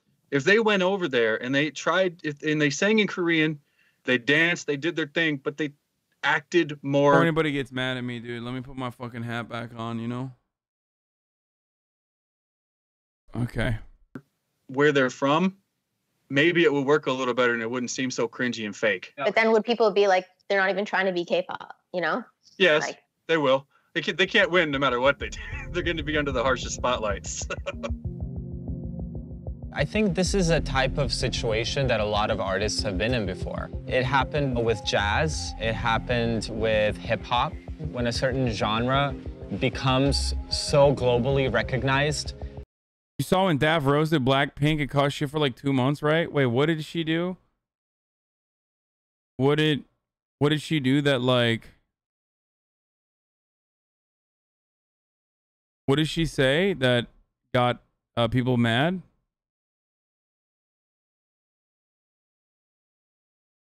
She said black poop.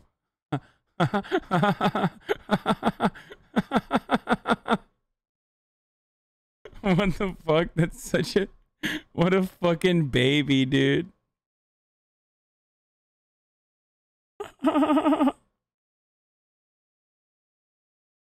It is only natural that more and more people from different backgrounds are going to become part of it. What do you want out of this experiment? As far as like the experiment part, I think that is over. Like that experiment part ended a long time ago. Whether or not we are successful enough to keep going, that's more of like the conversation.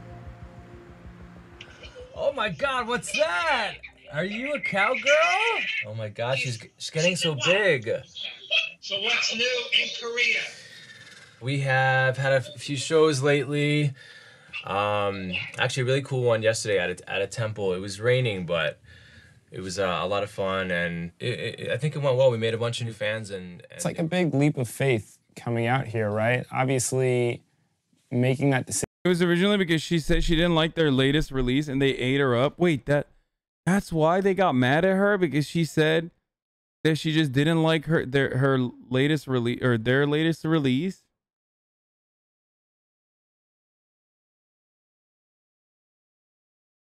That's insane, dude. What the fuck? Decision, kind of putting your life on hold or leaving it behind at a certain point. You guys are in it for the long haul. You K-pop bitches are crazy. Twitch streamer 39 Daft lashed out at Blackpink fans for harassing her. What the fuck? The kids are attacking. You will never be successful, talented, and beautiful like Blackpink. You fucking ugly, stupid bitch. Calm down. Blackpink dominating music and fashion industry while your ugly ass horse looking face stuck at doing streams on Twitch. How old are you? Go entertain to your unshowered incels audience instead of talking shit about Blackpink, you weirdo.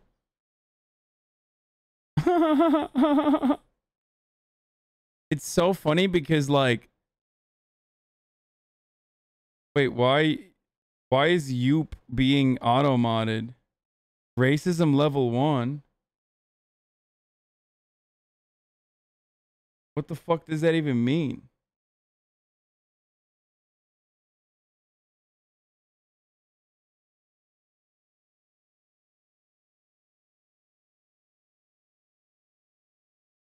level 1 racism, dude.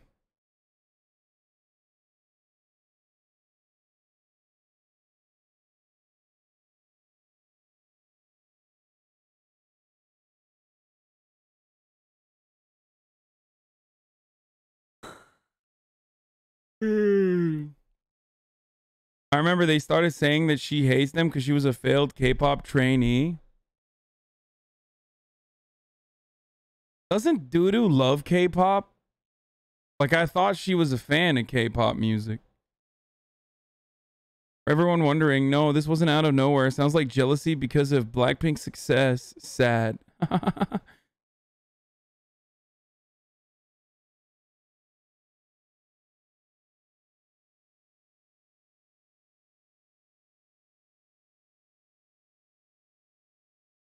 Blackpink is actually not good though. They literally just regurgitate the same EDM trash shit over and over again, and people are like, oh my god, they're so beautiful, they're so great, look at them. Yeah, they're really popular, but quality wise they're not great. While she's completely entitled to her opinion when it comes to one's personal music taste, her recent comments seem to have irked an entire army of bloodthirsty Blackpink stans who have been spamming her with hateful messages ever since. She's a notable name on the streaming platform. She's primarily just chatting streamer who tries her hand at Apex Legends sometimes. Known to be friends with another K-pop star, J Park, a member of popular Korean rock band Day 6. Black oink, more like black poop. Oh my god.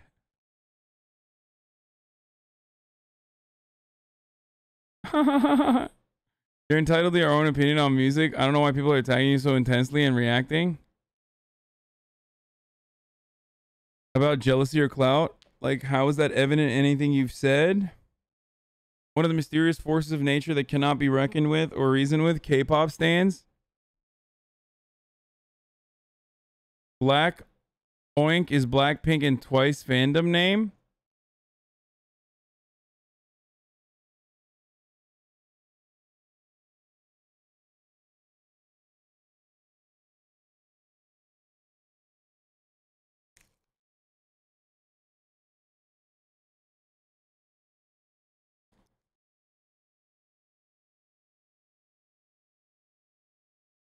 That's the one group I haven't been attacked by. That's like the one stan group that has not attacked me yet. But that's also because like I just have no interest in it.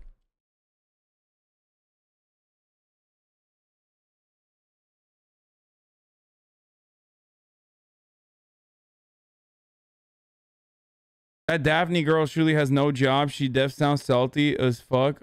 Oh, salty of what Blackpink has. What? Huh? I think your horse face is pleasant to look at. I'm in this article, dude. Look at that.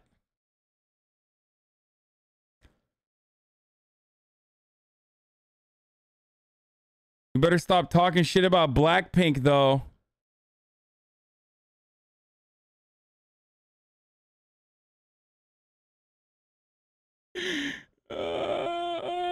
You cornered them by outing a group as wearing Nazi shit, remember? Yeah, people got fucking mad.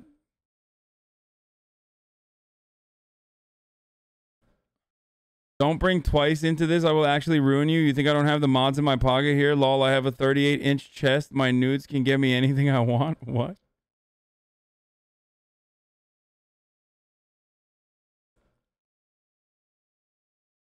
Is this Blackpink, by the way? I don't even know if this GIF is Blackpink.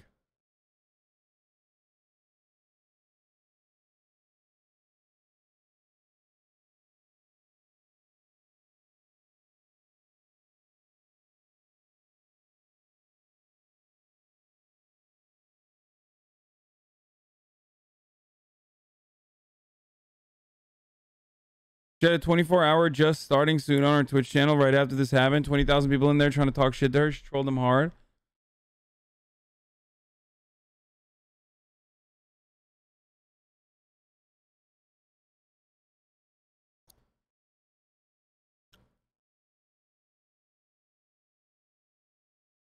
Okay, let's get back to this fucking thing. It's an understatement. I mean, it's just everything in our lives is kind of riding on this. Like if this, like God forbid, I don't even think this is fake wood, real wood, but if it just stopped, like I don't even know what we would do. We would just have to start kind of from the ground up again. Like, and it's hard to imagine just going back to auditioning and going back to, you know, catering. You doubt yourself sometimes, but we always try to just stay positive and full Does it do steam something ahead. about this? You know, I have this big performance coming up. Bro, Quackity can't fucking say anything on the internet without ratioing people, dude. Look at this. My man said, I said, it's straight up raining in LA right now, wild. He said, you have to do something about this ratio.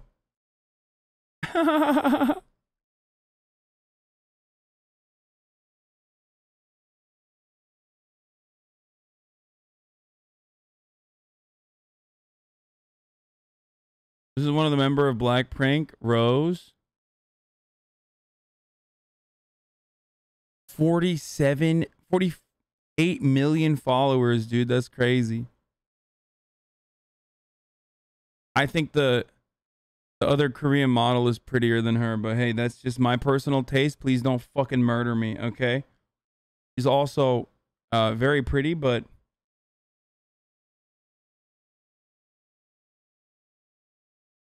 not that it matters, and that you know, it's unhealthy to compare people's looks to one another like that. Shouldn't have said that, Pepela. OMG, how could you? Do Chinese people just simp for them this hard, or is it all Americans? What do you mean Chinese people?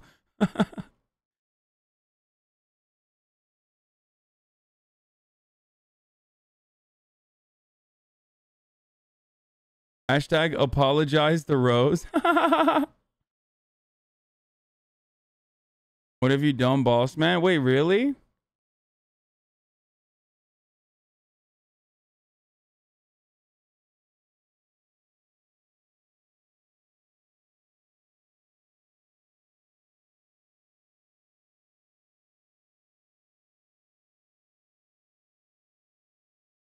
You have no idea of Eastern Asian breath standards? What the fuck is a breath standard?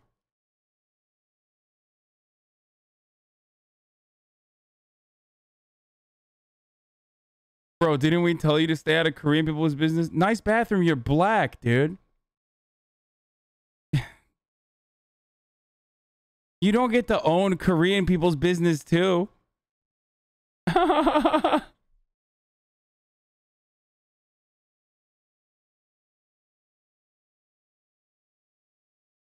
Twitter's already canceling you. Lil Krish posts his own fucking Twitter. Can't believe Hasan would do this. Hashtag justice for Rose.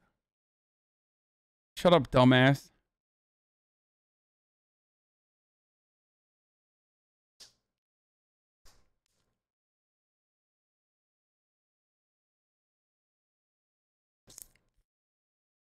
Typical Lil Krish behavior, dude.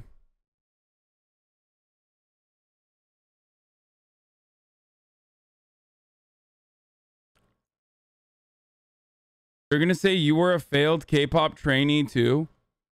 Yeah. I'm jealous of the success that K-pop trainees have, and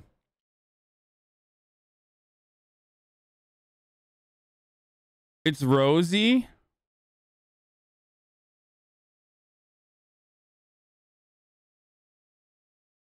Not as funny when the shoe's on the other foot. I made it.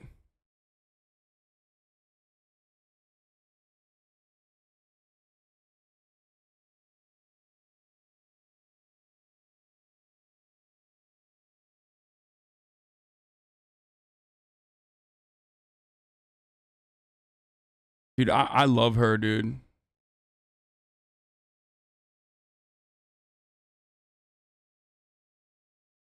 So pretty. All right, let's get back to this. I just need to finish this video. Fuck me. I wish it's Rose. Oh my god, Hugh Myron, you are literally the fucking most annoying. I swear to God. Anyway, I wish my parents could be there. You know, if I feel like they could understand me better and my desire to keep going even when it seems like I shouldn't. Describe to me, I guess, the place that the band is in now. That's a good question. We are building our fandom and we can feel it, that it is slowly growing, but we need to get known more to the public. We do have to be on like bigger TV shows, and that's really hard to do. Quick moment. We're inside KBS studios because today Shime is performing on a competition singing show. And these types of shows are wildly popular in Korea. And it's actually like a rite of passage for K-pop groups. The thing is, he's actually going to be... Wait, what the fuck? Crying and throwing up and vomiting and convulsing and seizing? Hey? Oh my god. Wait, what? She checks her DMs like that? Are you fucking kidding me, dude?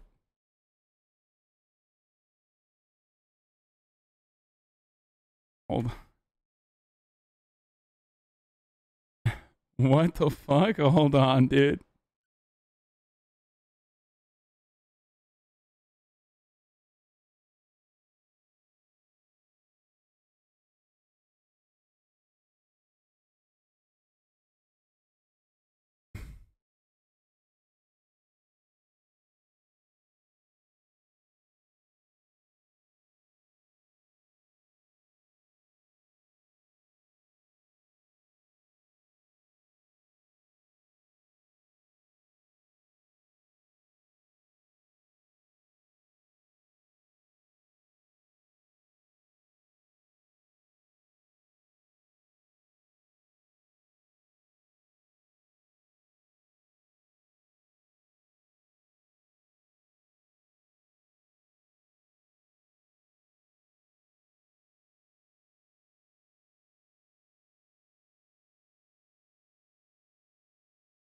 Why do I mod for this bozo? I didn't do anything, okay?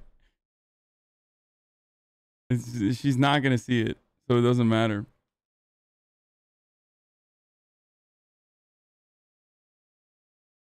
I'll let you guys know. Officially a stand now? No, I am. You're wearing a Korea veteran hat?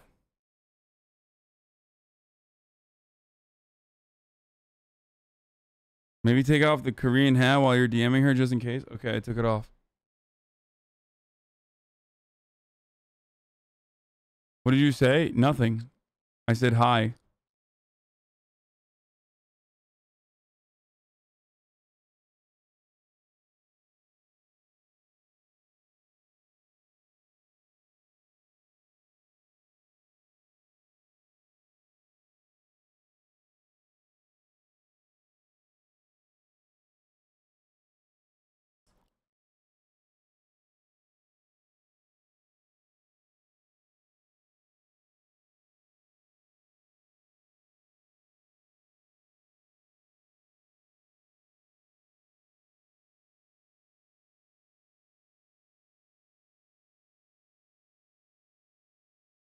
I hope your Squid Game was eventful.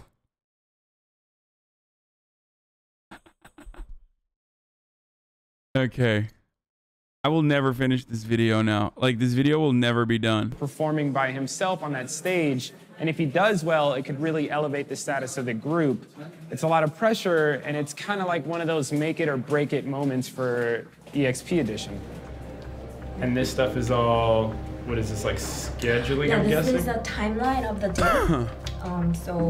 The actual recording starts at 6:50.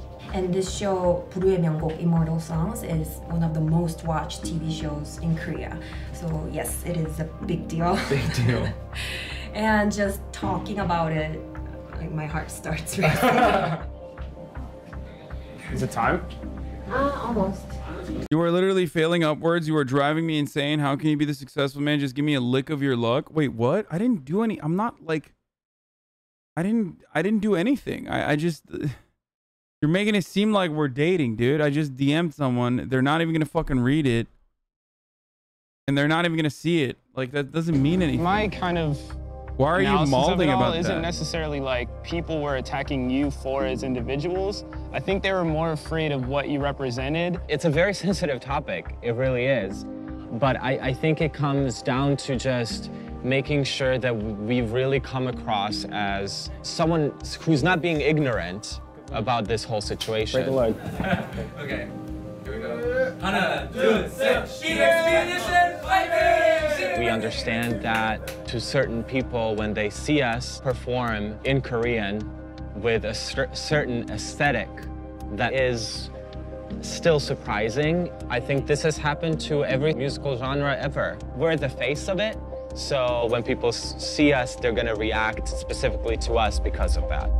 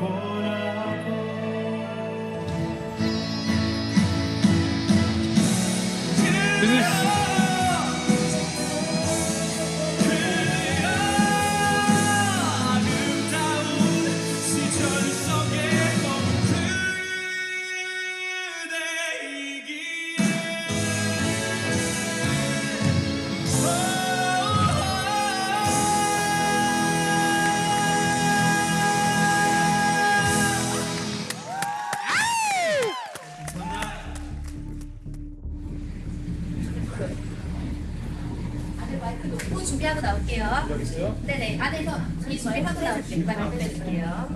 I hope he wins. Yeah. 네, 저희 지금 바로 가셔야 될 것 같아요. 네.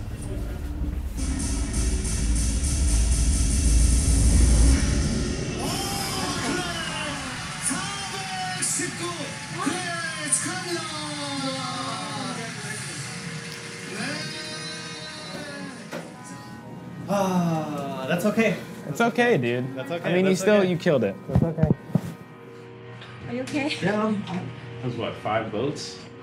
Yeah, there are 5 votes, so. Yeah. Fat L, dude. That's life. Spending time with these guys and learning about their story has started to make me question how we define cultural appropriation and why we are so quick to assign that term to certain situations.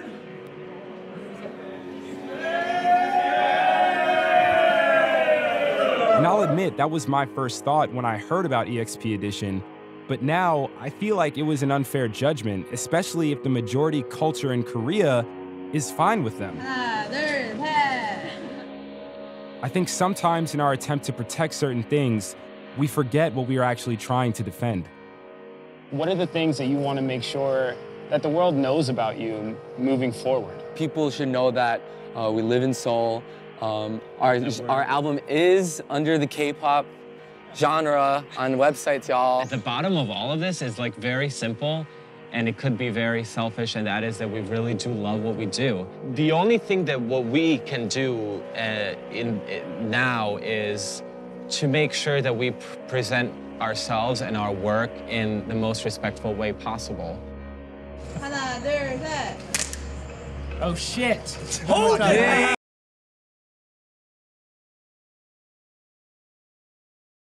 When are you gonna stand Luna? I don't know.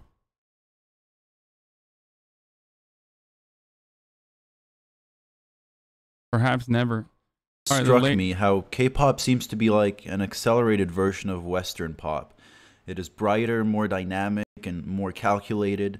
Its styles and genres constantly shift, and the song sections rapidly change. From the high-cost music video sets to the tightly coordinated choreography, it seemed like the end result of work done by a large number of people with the utmost technique. You didn't DM Grimes to come on the stream? No, actually, I literally I remembered after I DM'd the other lady. I DM'd Grimes as well to come on the stream. It probably won't happen, but I should have DM'd her yesterday. That'd be tight. Technicality. I decided to look into the history behind this genre, and although I always knew that the process would be highly manufactured, its extent surprised me. To understand K-pop, we must look at several factors, beginning with South Korea's history. This video is outdated and full of misinformation. It sucks massive nuts. Holy fuck, dude. I've 38 seconds in, dude. Like, what fucking happened here that, like, you saw in the first 38 seconds? From the very beginning, South Korea was built partially as a U.S. proxy state to combat the rise of communism. It was established in 1948 during the Cold War, when preventing the rise of communism was one of the USA's top priorities.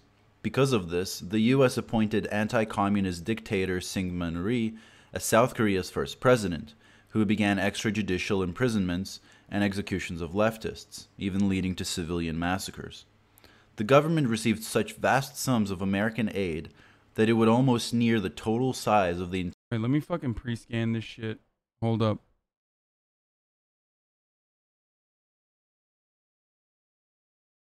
There was nothing there, luckily, but the frame afterwards, it did show a body. Because some channels I forget. What? Let me pre-scan real quick, boys. Let's take a look at what's going on.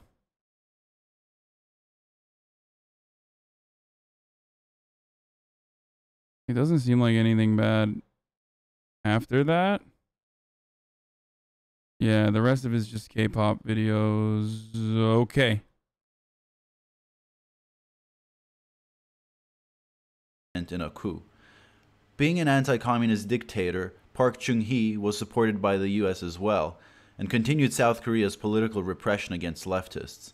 The US especially increased their economic and military aid because of South Korea's alliance with the US in the Vietnam War.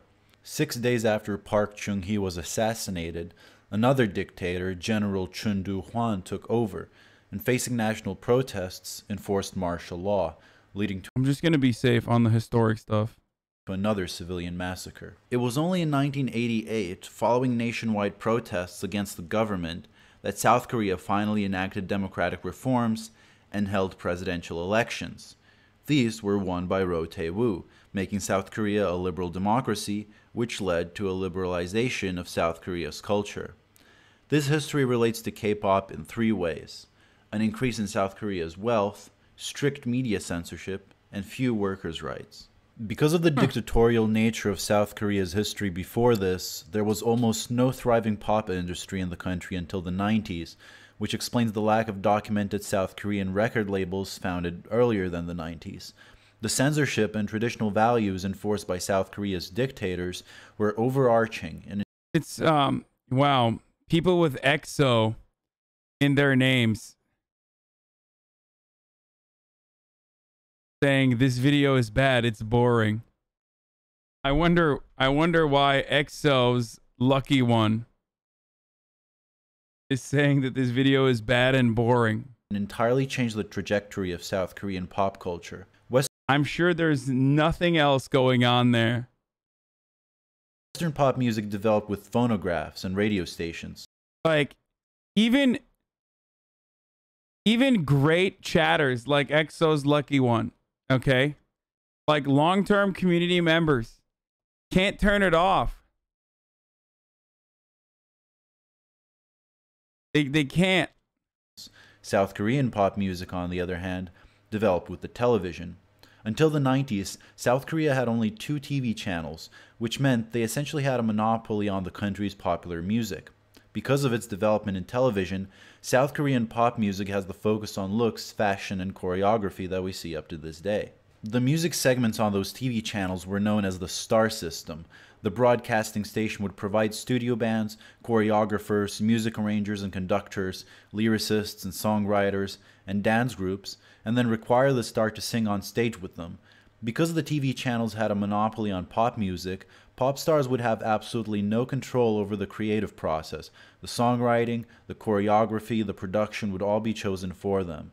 This is another aspect of South Korean pop music that we see up to this day. What we know as K-pop now really started in the early 90s, when, with the advent of the internet, South Koreans became familiar with Western pop culture. This led to the formation of Seo Taiji and the Boys, who combined Korea's pop music with the Western influences of rap, rock, techno, and R&B, and started the craze that we know today. Additionally, the 90s were marked by a shift in the South Korean economy, from a focus on automobile, chemical, construction, and electronics industries to a vast increase in the culture industries, which incentivized the establishment of K-pop managerial companies, the biggest of which, to this day, are SM Entertainment, YG Entertainment, and JYP Entertainment. However, despite this shift to cultural industries, the work ethic remained the same. SM Entertainment, led by Lee Soo-man, initially produced musician Hyun Jin-young, whose debut was a failure, leading to a net loss for the company. After this, Soo-man decided to create a new system in which the creation of K-pop stars would be entirely systemized, calculated, and under the control of the company. As Hannah Waite describes in The History, Development, and Future of K-pop in the Korean Music Industry, Soo-man therefore developed what is now referred to as the in-house system. No longer would SM only produce their artists, they would control every aspect of the artist's career, as seen in the company objectives, to plan, make, and circulate discs, to control music publishing, licensing, and advertising, to provide agents and managers, to organize events, and to operate a star-making academy. Everything was now housed under the roof of that shabby white building in Apgujeong. In the SM building, every position was staffed. Lyricists, songwriters and arrangers, recording engineers, managers, agents, choreographers, design coordinators, image consultants, dance, vocal and acting instructors, marketing executives, and of course, the CEO and founder himself, Lee Soo-man. The system ended up being a great success, and every major South Korean managerial company to this day follows it. But what is the process behind generating... Or if you already have, but did you talk about the Yahtzee strike? Dude, that's the first thing I talked about today, man. There's a SM Entertainment restaurant opening up in K-Town in LA soon. I almost managed it. Crazy how big these companies are. South Korea's idols. It typically begins with young students participating in company-run auditions. If the company decides that an applicant is talented enough, they become a trainee. As a trainee, you begin intense musical and choreographical training. They have to sacrifice all guarantees of personal freedom, sleep, and comfort. While living in small apartments, trainees are monitored for height, weight, and figure. Some contracts include agreements to undergo plastic surgery. Social media and dating are not... Holy fuck. You agree to undergoing plastic surgery, dude? That's nuts. Yo, I'm sorry. I don't think, maybe you can find, like, at the very most, one fucking example of that in, like, the United States of America. Actually, probably not even, dude. People trying to fucking liken this to, like, there's external pressures that cause, obviously, Western pop stars and shit to undergo plastic surgery as well. But I don't think there is a single fucking, like, celebrity that I can think of that has been forced through a contract to undergo plastic surgery.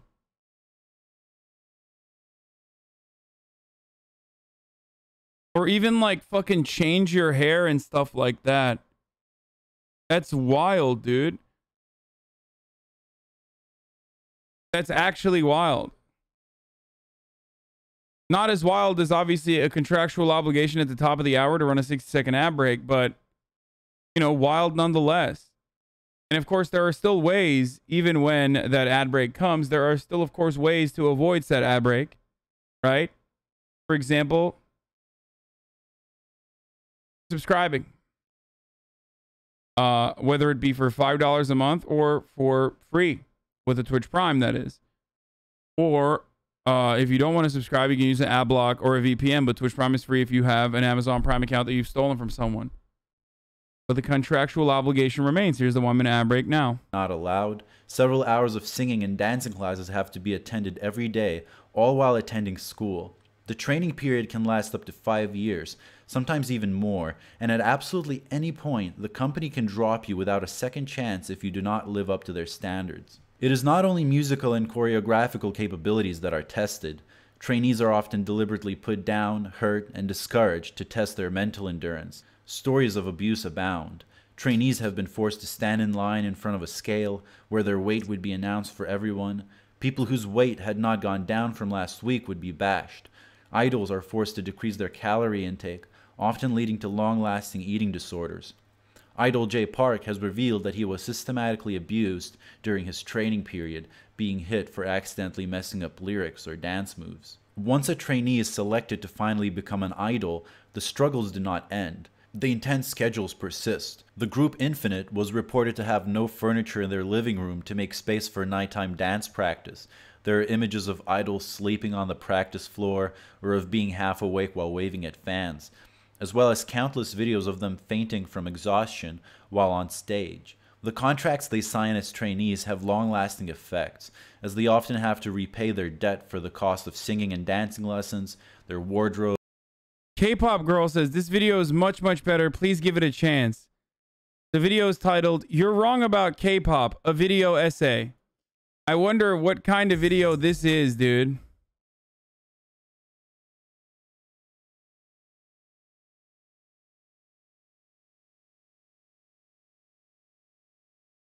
And living costs, among other things. They even have the term slave contract, specifically to refer to unfair K-pop contracts, some of which last up to 13 years. The unrealistic body standards persist, idols often being shamed for their weight or being encouraged to undergo plastic surgery. And even after all this, idols are still often surprised and disappointed at the low wages they receive. Most of the money goes to managers, choreographers, producers, and wardrobe assistants, among others. How do you slice a fraction of a penny and give that to an artist? You physically, literally cannot do it. But how could a company have such a tight grasp on someone's life? Why do future trainees sign contracts so restrictive? I believe it to be mainly 3 reasons. First of all, the state of Nikki Stan. K-pop stans. I stand with you against HasanAbi in this plight against musical artists.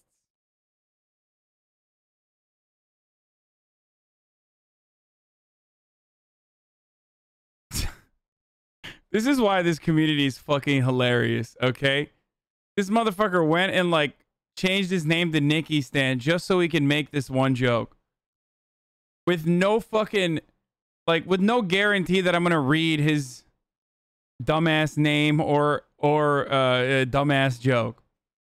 I mean, he was right. I did end up reading it. Of workers' rights in South Korea. In 2007, South Korea's minimum wage was 3,480 won, which is barely more than $3. The state of labor unions is dire. Businesses often hinder union activities without being sanctioned by the government. Some companies set up so-called yellow unions, which are... There's some stuff about that in the fucking Squid Games too, by the way. ...are not independent and do not meet standards for collective bargaining. Other companies design union-busting measures or hire private security firms to harass union members. Often, South Korean businesses rely on hiring temporary workers, who they are not required to provide insurance benefits to, and fire full-time workers to save costs. Even after the intense education that the majority of South Koreans go through, they still find difficulties becoming financially stable, and so they, as well as their parents, look for any HasanAbi stands be like, we are going to back down. You are on your own always. Find a better life.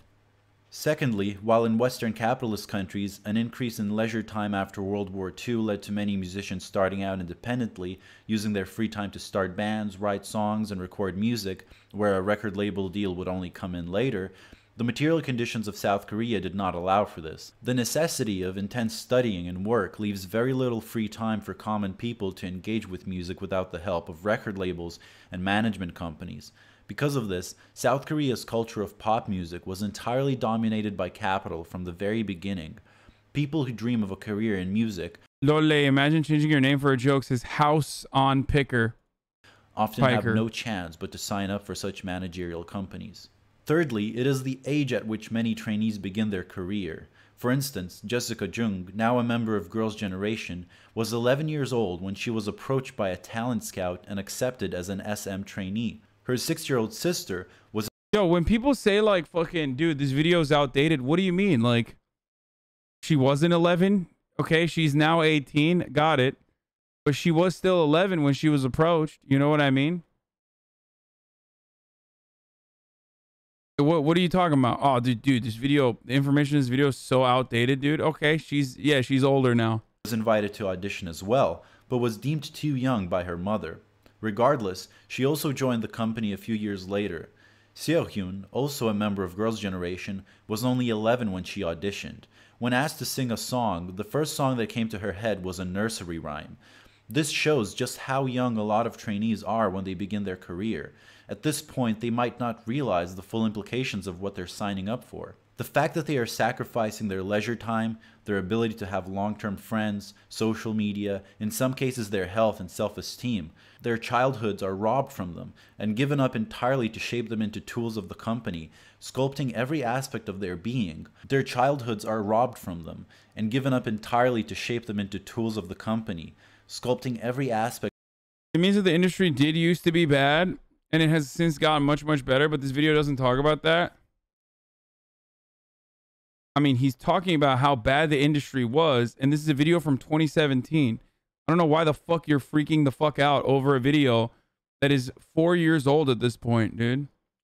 And also, the industry is probably, you know, when he's talking about like the history of the industry from fucking 4 years ago, just because it's like better now does not change the reality that it was bad back then. Of their being, not just their singing and so you're agreeing it's outdated? I don't know enough to see whether it's outdated or not, but it, like, I fucking highly doubt that it magically got better in a matter of 4 fucking years. Abilities, but their appearance, behavior, outward personality, and life schedule. In a heartbreaking moment on the South Korean show Big Brother, the lead singer of Girls' Generation, Taeyeon, was asked which traits of her she would like to be passed on to her children. The other band members immediately suggested that it would be her voice, but Taeyeon, after some thinking, disagreed. 아니요. 목소리는 안 주고 싶고요. 왜? 목소리를 좀 가수로 할 테니까. 가수는 안 돼요. 목소리를 좀 가수로 할 테니까. The fact that Taeyeon wouldn't want to wish her own life upon her children as a famous and admired idol which she worked for almost her entire childhood and teenage years is telling. You might think that trainees, having to spend years living together and practicing together, develop healthy and lasting friendships, but for the most part, the system hinders this. You're getting very close to the K-pop stan cognitive dissonance breaking point. Yo, if you don't know enough, why do you form opinions based on misinformation? Guys, this is a part of the learning process, okay? I'm not going to go ahead and assume that this is out of the... I mean, this is just absolutely misinformation. Why the fuck? I know Cuck Philosophy. I like a lot of his videos. He's usually very thorough.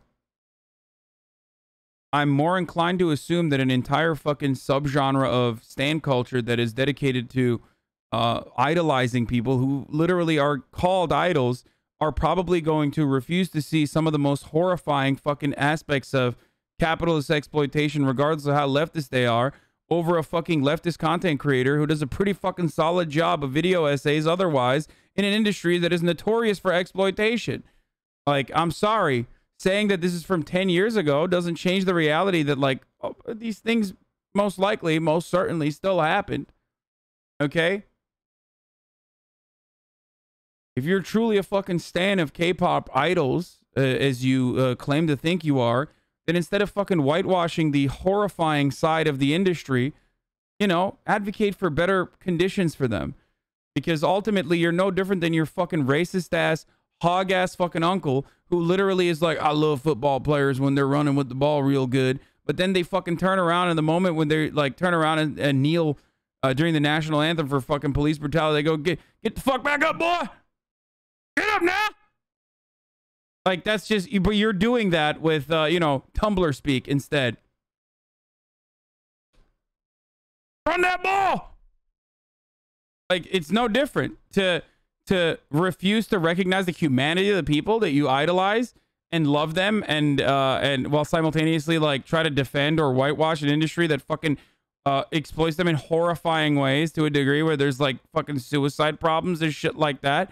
I don't know what to tell you then. Like, if you're truly an advocate, if you're truly a stan, you should be fucking, you know, standing the human and not just necessarily the carefully constructed image and the industry that props that up.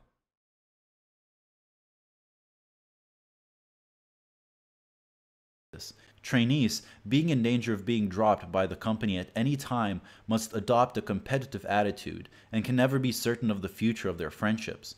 Seohyun of Girls' Generation, talking of a previous trainee friend, recounts. She was training to be in Girls' Generation with us, so for 5 years she slept, ate, and practiced with us. For 5 years we had the same dream and we had no doubt that we were going to be in the same group.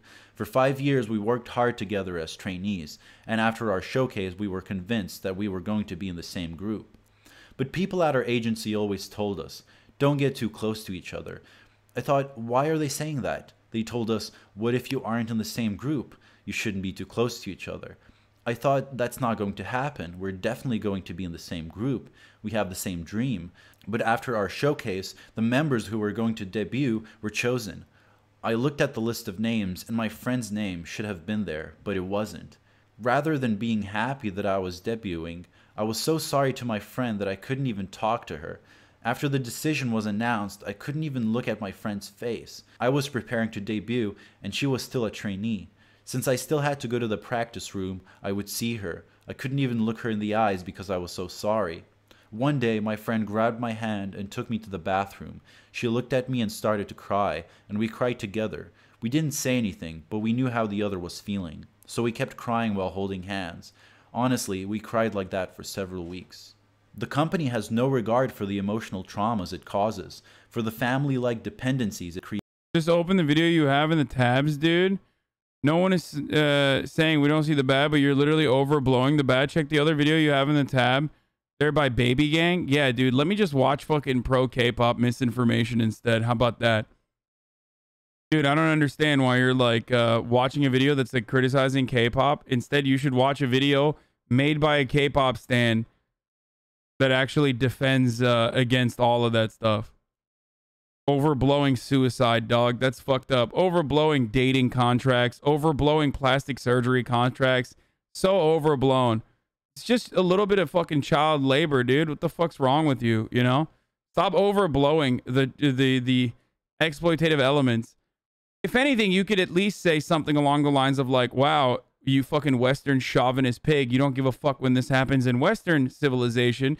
Well, I've already mentioned that, however. It's never to the same degree of exploitation. It's not as systematic as it seems to be in the K-pop industry. And not only that, but I also am extremely critical of like fucking child labor practices in the United States as well. So you don't have anything there either. So creates only to break them, for the terrible mental health that a lot of its trainees have to endure. Once the contract is signed, the trainee has no say in any decision-making process. After the creation of this highly effective in-house system, another problem rose up: piracy. As it became increasingly common to illegally download music for free, the next development for managerial companies was to connect their idols with commercial products and saturate the media. In addition to already being singers, dancers, actors, and TV personalities, K-pop idols now... Child stars in the US are systemic, just saying. Never to the same degree as this, dude. You're nuts. I mean, I've talked about the horrifying nature of 360 contracts, how exploitative that shit is. I've talked about how, you know, child pageants are fucking psychotic and should be abolished. I've routinely talked about how fucked up child actors are from an early age. But to assume that, like, it's on the same level is insane. If you turn around and say Britney Spears' conservatorship, for example, well, yeah, that's such a fucking edge case that, like, it became a matter of national news for months. Like, literally for months, it became a matter of national fucking news. That's how much of an edge case it is in comparison to, like, that seems like a fucking K-pop contract, you know? Britney Spears' conservatorship literally feels like an idol contract with respect to, like, what some of these things have in them.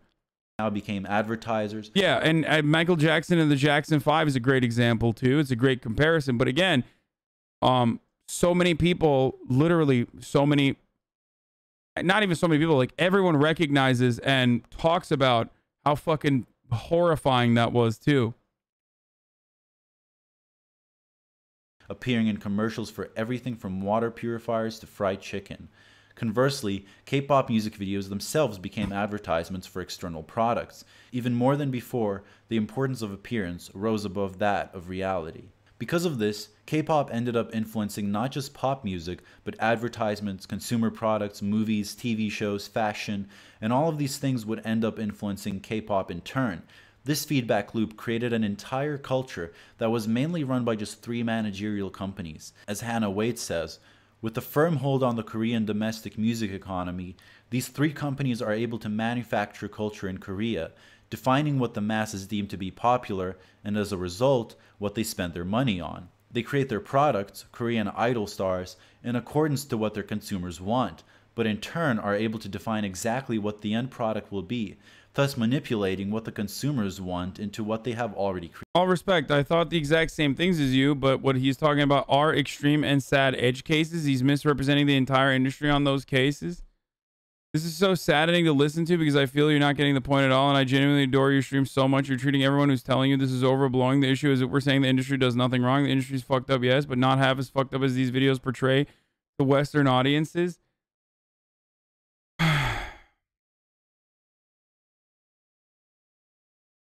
Hasan failed K-pop trainee. Okay, this is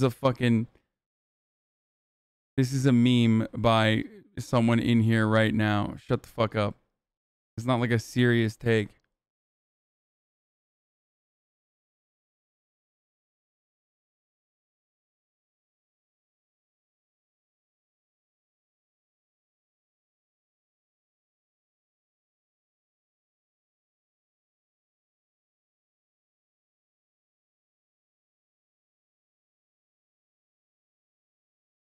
Created.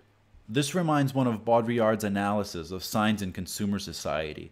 The commodities circulating in a market gain their significance not from their inherent qualities, but from their relations with each other, to the point where no reality exists outside of these relations. The entirety of South Korean pop culture becomes fully manufactured, because K-pop idols are influenced by what is popular, but what is popular itself is already influenced by fully manufactured K-pop idols. The commodities produced by the contemporary Korean wave are prime examples of simulacra, copies without originals. Because of the nature of the business, the individual idols have virtually no autonomy in the production process. The division of labor is extremely strict and disciplined, with each department trying to push its limits. Such a way of making music can only be achieved by almost inhuman levels of calculation and technicality, and this is why K-pop appears to be so overproduced. Compared to its Western counterparts, K-pop music videos are brighter, more saturated, the choruses are larger and the hooks sharper. It is all delivered with forcefulness. Genres, fashions, color schemes, and dance styles are crammed into single music videos, desperately trying to fit the visions of a multitude of different people.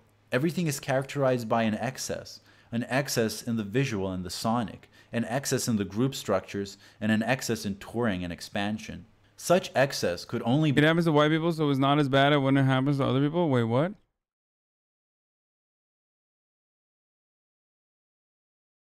Be built on inherent contradictions. The contradictions between cheerful, carefree appearances and strict discipline and restricted freedom. Contradiction between confident, independent attitudes. Have you seen how much money is put into music videos? The clothing alone is thousands of dollars. Yes, I am familiar. There's a lot of product placement that happens in that situation as well. The difference is, and I'll use this as an example with like the Chinese streaming industry, right?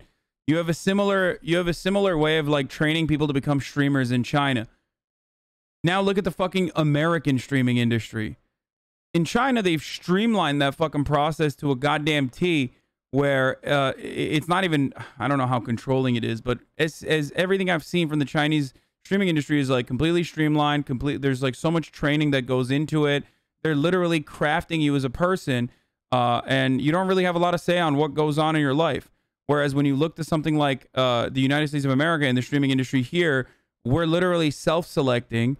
Obviously, there's like additional privileges and advantages that factor into it that help people get ahead, but to say that like those two industries are similar to one another in how they are constructed is insane. You got XQC, Soda Pop, and people like myself, and on the other hand, you have people who have like been brought in or hand selected that have been training to portray themselves a certain way their entire fucking streaming careers. Okay?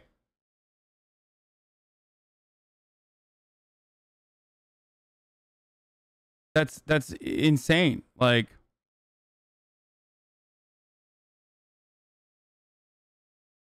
it's like saying, well, there's Beats product placement in a fucking rap video, and that's the same as like literally building an entire fucking music video around like a new kind of clothing or car. Attitudes and complete dependence on the system. Contradictions between sexual objectification and innocent. Fans reduce their personality to the things they love, so you're actually personally attacking these people. This has no good ending.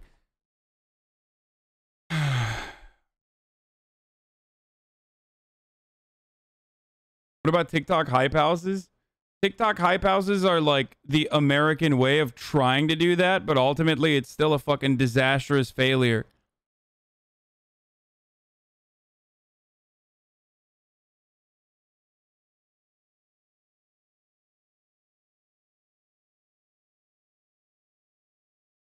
Like, you really think a TikTok hype house is similar to like whatever is going on here?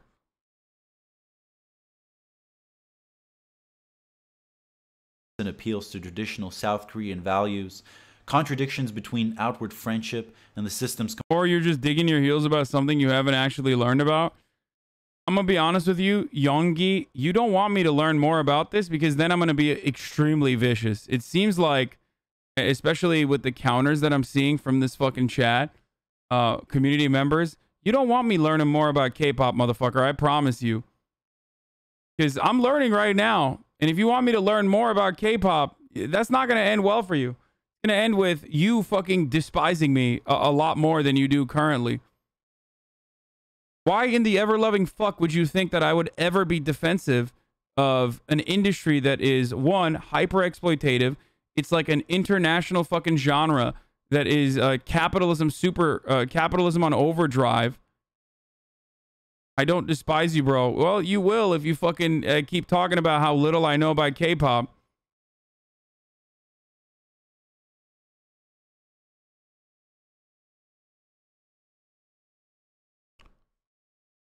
You know what I mean? Like, why would you ever think that I would be like even remotely defensive of how this operates in any meaningful capacity. 100% if you learn more, you would back down at least a little. I fucking doubt it, dude. That's insane.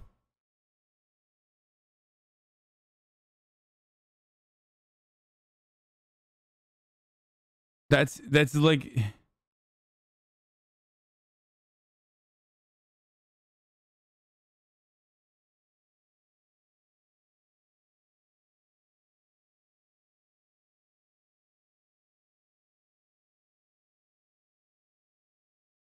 Not gonna end well for you. Still millions of followers. That doesn't mean anything, you fucking idiot.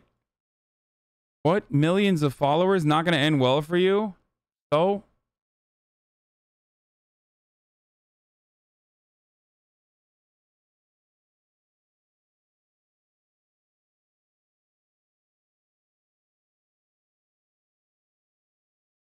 I see these artists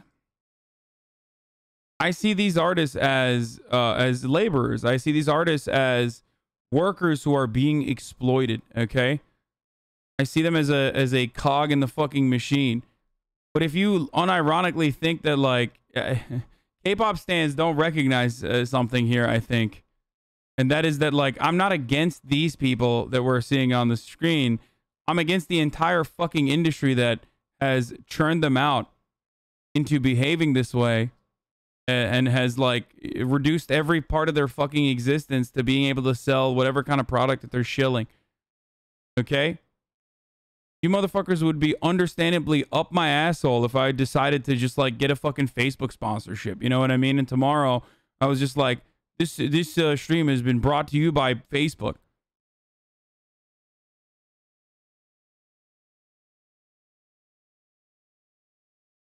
It's all good. Look, I talk about blind spots all the time. And given how fucking awful the world is,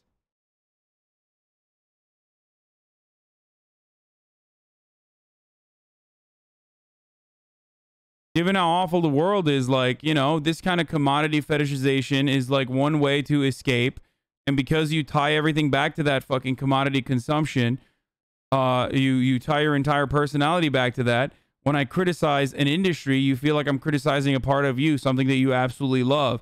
And now you're looking for different ways in your mind to try to cope with that by saying, oh, he's only doing it because these people are Korean.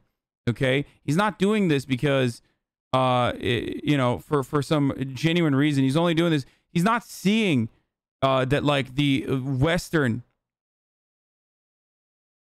he's not seeing the exploitation in, like, Western... music or in the industries. Well, that's not true. I do see it. I'm not even saying you should stop listening to their music, by the way. I don't give a fuck, dude. But it's kind of weird to, like, you know, portray yourself as a leftist and then completely throw any sort of fucking consideration to the very same people that you claim to love and idolize out the door.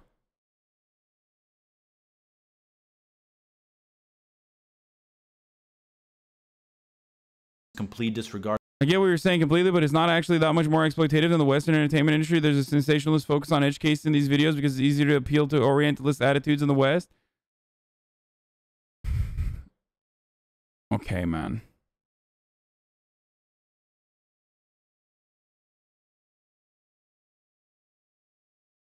Like, no. That's not true.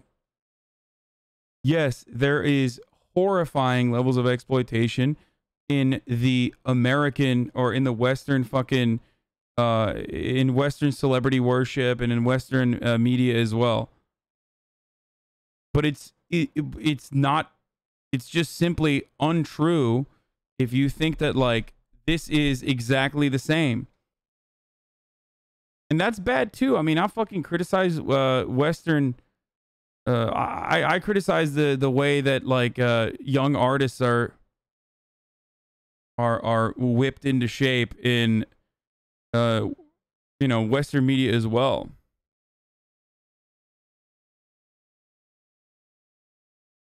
You shit on American exploitative practices in all sectors 8 days a week, but the only time you said the U.S. might be less exploitative, still exploitative than on another non-Western country's practice, all of a sudden you're absolutely wrong. Yeah, I mean, that's nuts. It's like fucking Japanese work culture. What is it called? The everyday man or whatever? The salary man culture. And how demonstrably horrifying that is for the mental health of the Japanese people. When I talk about the salary man and the salary man's experiences, like, I'm not saying that, you know, Japan is bad or whatever the fuck, or that Japanese people are bad. I'm talking about fucking how horrible that that way of working is, that way of work culture is. And it's demonstrably horrible, especially considering the fucking insane suicide rate.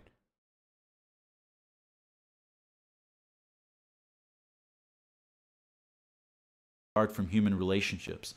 Finally, the contradiction between the idol appearing as a godly, almost all-powerful cultural icon and the reality of the idol's complete lack of creative autonomy.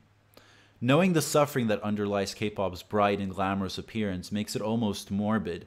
It reveals the absolute incongruity between capitalism's appearance and reality. The material basis that underlies pop music this excessive could only be inversely bleak. What the managers of K-pop succeeded in doing is replicating the kind of work ethic that you would find in sweatshops or 19th century industrial labor and applying it to the music industry. Perhaps nowhere else in mainstream music will you find pop stars so openly characterized by complete disposability. Some corrections. The 13-year-long contracts have not been legal since 2009. It's now limited to 7 years. I say that Jessica is a member of Girls' Generation, but she hasn't been since 2014. I say that in the 90s, with the advent of the internet, South Koreans became familiar with American pop culture. This is inaccurate, as South Koreans had access to American culture long before that. What I meant to say was the liberalization of media and communications technology in the 90s made American culture easier to access, which led to a growth in its popularity. In addition, it must be noted that some of the things I mentioned do not apply across the board to all trainee situations. For example, dating is not prohibited to all trainees, and not all trainees have to pay back the money spent on training. As in any large industry, there are exceptions. There are, of course, also changes happening in the industry, but this video was more of a broad outline of how K-pop developed. Any comments involving news on legal and social developments in the K-pop industry are very welcome. Thank you for your views and comments. I really appreciate it.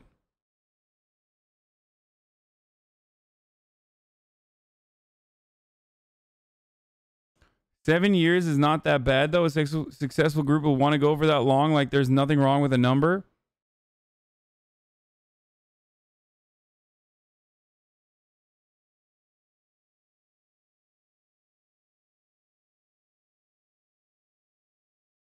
Even then, this is like, if you guys think that this is like an absolute own of this video, you're completely in the wrong here.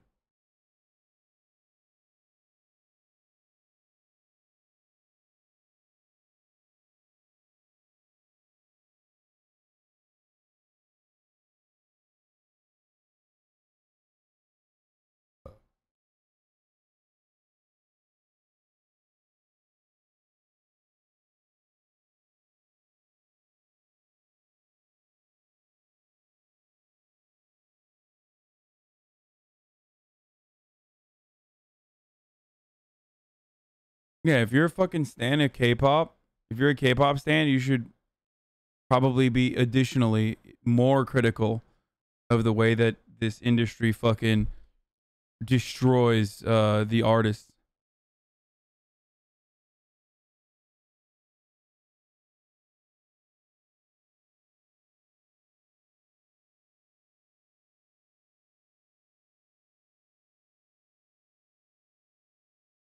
That's longer than my military contracts, Lamau.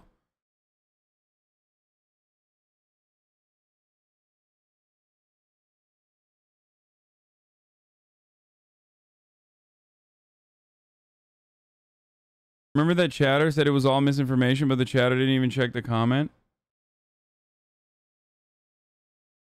Yeah. Capitalism is bad, but in Korea, if they're producing stuff that I like, then it's not so bad.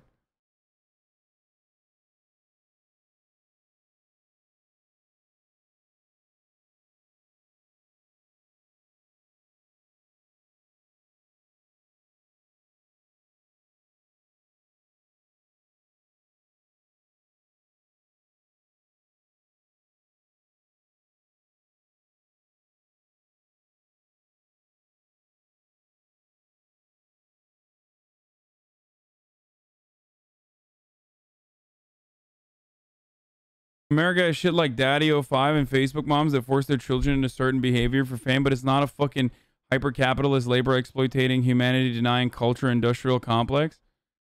Yeah, and those edge cases are oftentimes fucking routinely criticized. They're not as, like, welcome or accepted by broader... Like, the comparisons you can make is, like, Disney stars, like child stars, you know what I mean? That's, like, a valid one, because it is accepted and recognized by the industry, but that's it. Like, the other ones are, like, literally, like, fucking Michael Jackson, and that's, you know, that is not necessarily the normal attitude that everybody has. Anyway.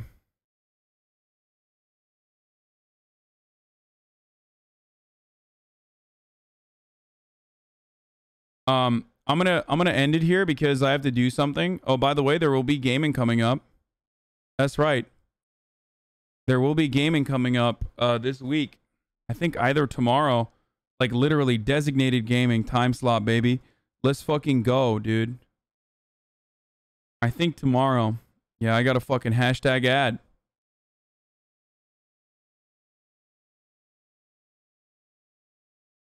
And a good one at that. What's worse for the Disney case is that they really don't go anywhere, or very few do once the Disney shows are done.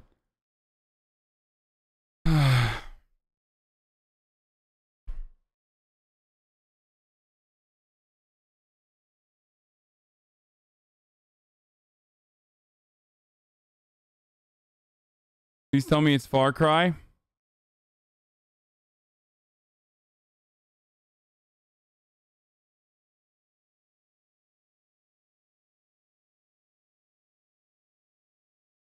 Maybe we'll do a deeper dive into K-pop tomorrow.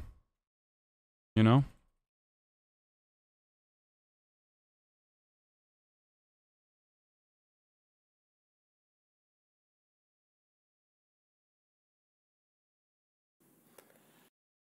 Stunning lo-fi introduction. But starting off the day. For today, All the chatter this is all I got. Even Carl Jacobs ratioed you, bro. This is devastating. What do you mean even Carl Jacobs? The two people that ratioed me ratio everyone. That's like normal. It's just how it is. Haas tweet has already left me, dude. It's done. I see no new fan cams. I see no new, like every time I go after a specific fandom, Haas tweet just fucking eviscerates. They evaporate because they're like, well, I fucking like Blackpink a lot more than you fucking ugly old bitch aging at the speed of white. Fuck you, dude. You know what I mean?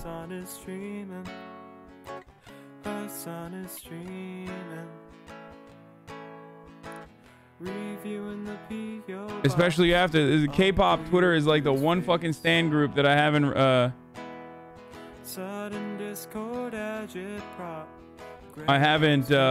gotten to.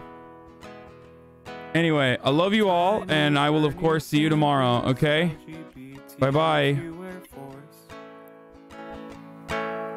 The whole left at your fingertips, and Anya out your door.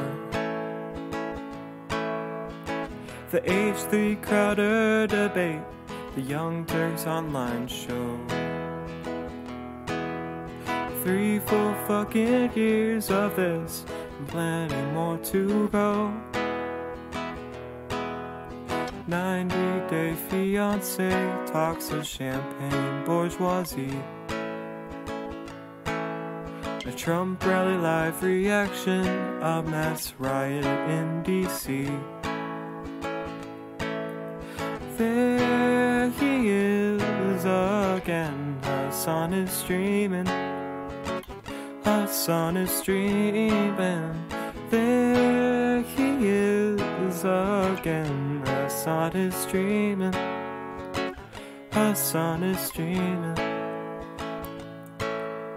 Reading live stream fail comments, Austin show chat advice. In all the ways the right